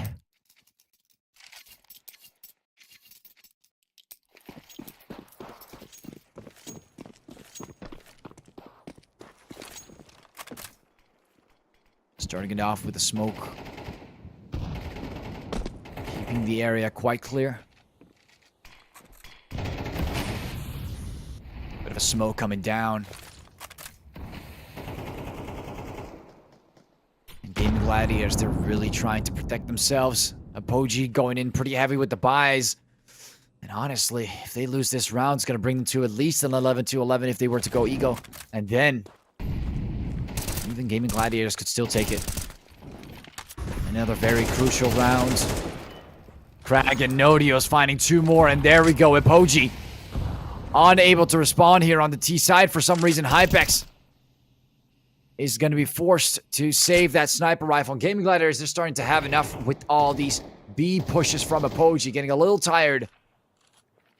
The same formula being used a couple times is just going to make it repetitive, and Apogee is starting to notice that from Gaimin Gladiators. Getting the hang of their movements and being prepared for these sudden pushes. Not a single player on the A site.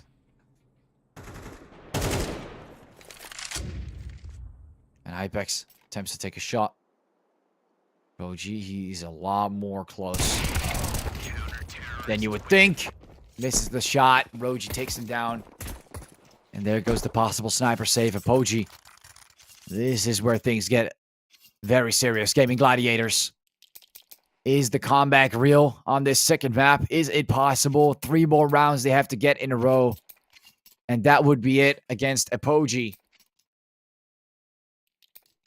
To think that a simple A push would change things so dramatically now at this point. Bomb dropping, looking for some options. Again, not a single player buying anything. Just kind of rolling with the dice and seeing what will happen. Will they move around with the standard pistols on the T side?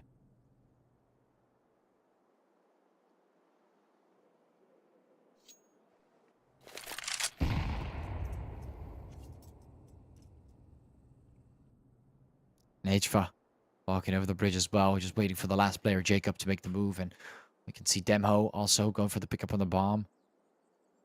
We're about to see Roji very shortly. 1, 2, 3. No, not the third one. No, that's not too bad for an eco round. Picking up the M4, I believe, is looking quite juicy here for Apogee. And now they're backing off. Waiting for another player. Queenix right behind them, takes down Jacob. Goes for Demho. No one's able to find Queenix. Nodio's taking the last 2. And Gaimin Gladiators take another victory. No weapons saved. Just 1 frag. 1 measly little frag there for Apogee. And both sides fully buying. This is so juicy to see. Apogee could win this, and the Gaimin Gladiators could still have enough money to get a second round after this. Even with that loss bonus, 1900 is just enough. Not with full utility, of course, but definitely enough, even for Nikodos to get a sniper.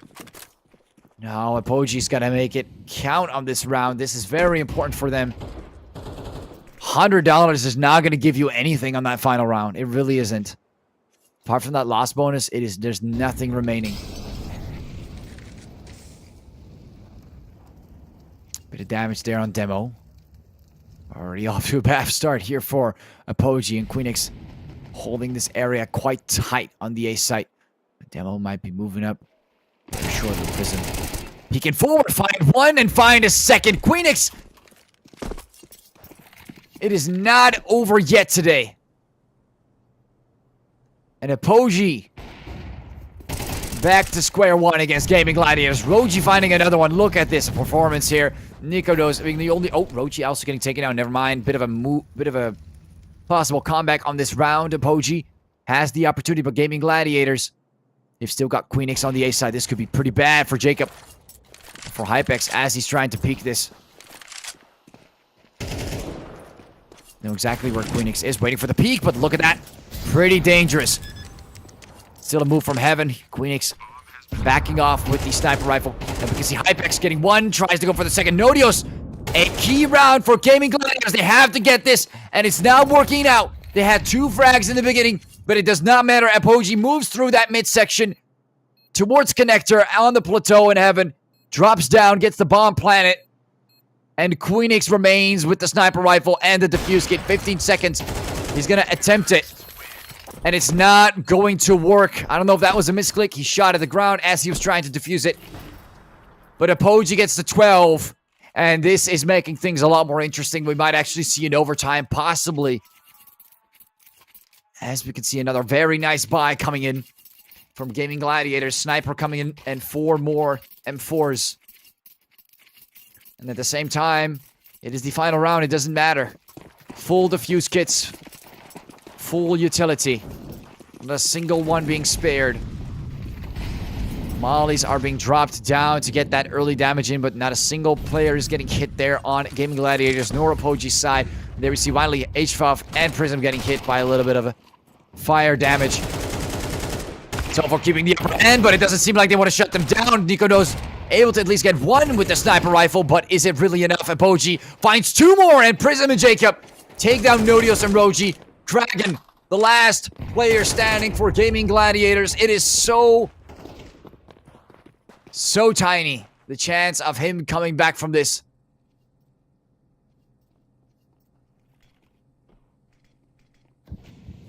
He's got to have at least like a double kill or something, some kind of miracle before he enters the site, because this is not going to work out otherwise. Going towards the ruins. Kind of hoping to find something there, but Hypex, he finds him, shuts him down, and just like that, from a possible decider to a 13-11 quick shutdown at the end from Apogee. It got very, very close there. Gaming Gladiators, they really had it in them. Not on their own map, but definitely on Apogee's map. Good combat, good potential, but at the end, those final 2 rounds, they were very key, and you would think, you know, they have that utility, they have the economy to back themselves off, or back themselves up for that last round, but they lost way too many members before Apogee actually got to any of the bomb sites, and I think that's one of the main mistakes they made, not being as cautious, and that caused them to unfortunately lose out on this game here in the group stage. Again, congratulations, Apogee, for winning here in this best of 3 on the second map, cleaning it off. 13-11, first one, basically a wipeout, but the second one definitely got close. You got to give it to Gaming Gladiators for making it this far into the match and actually giving it a shot. Could have definitely possibly been an overtime on this one, but it was very close. But Apogee came out just with that one measly little round and made it through. And again, thank you all for watching. It was a great 2 best of 3s today. Hope you guys all enjoyed it. Make sure to stick with the European Pro League. Stay followed. And we'll be seeing you guys. And hopefully me or someone else will be seeing you on the next stream. Stay tuned and have a great day.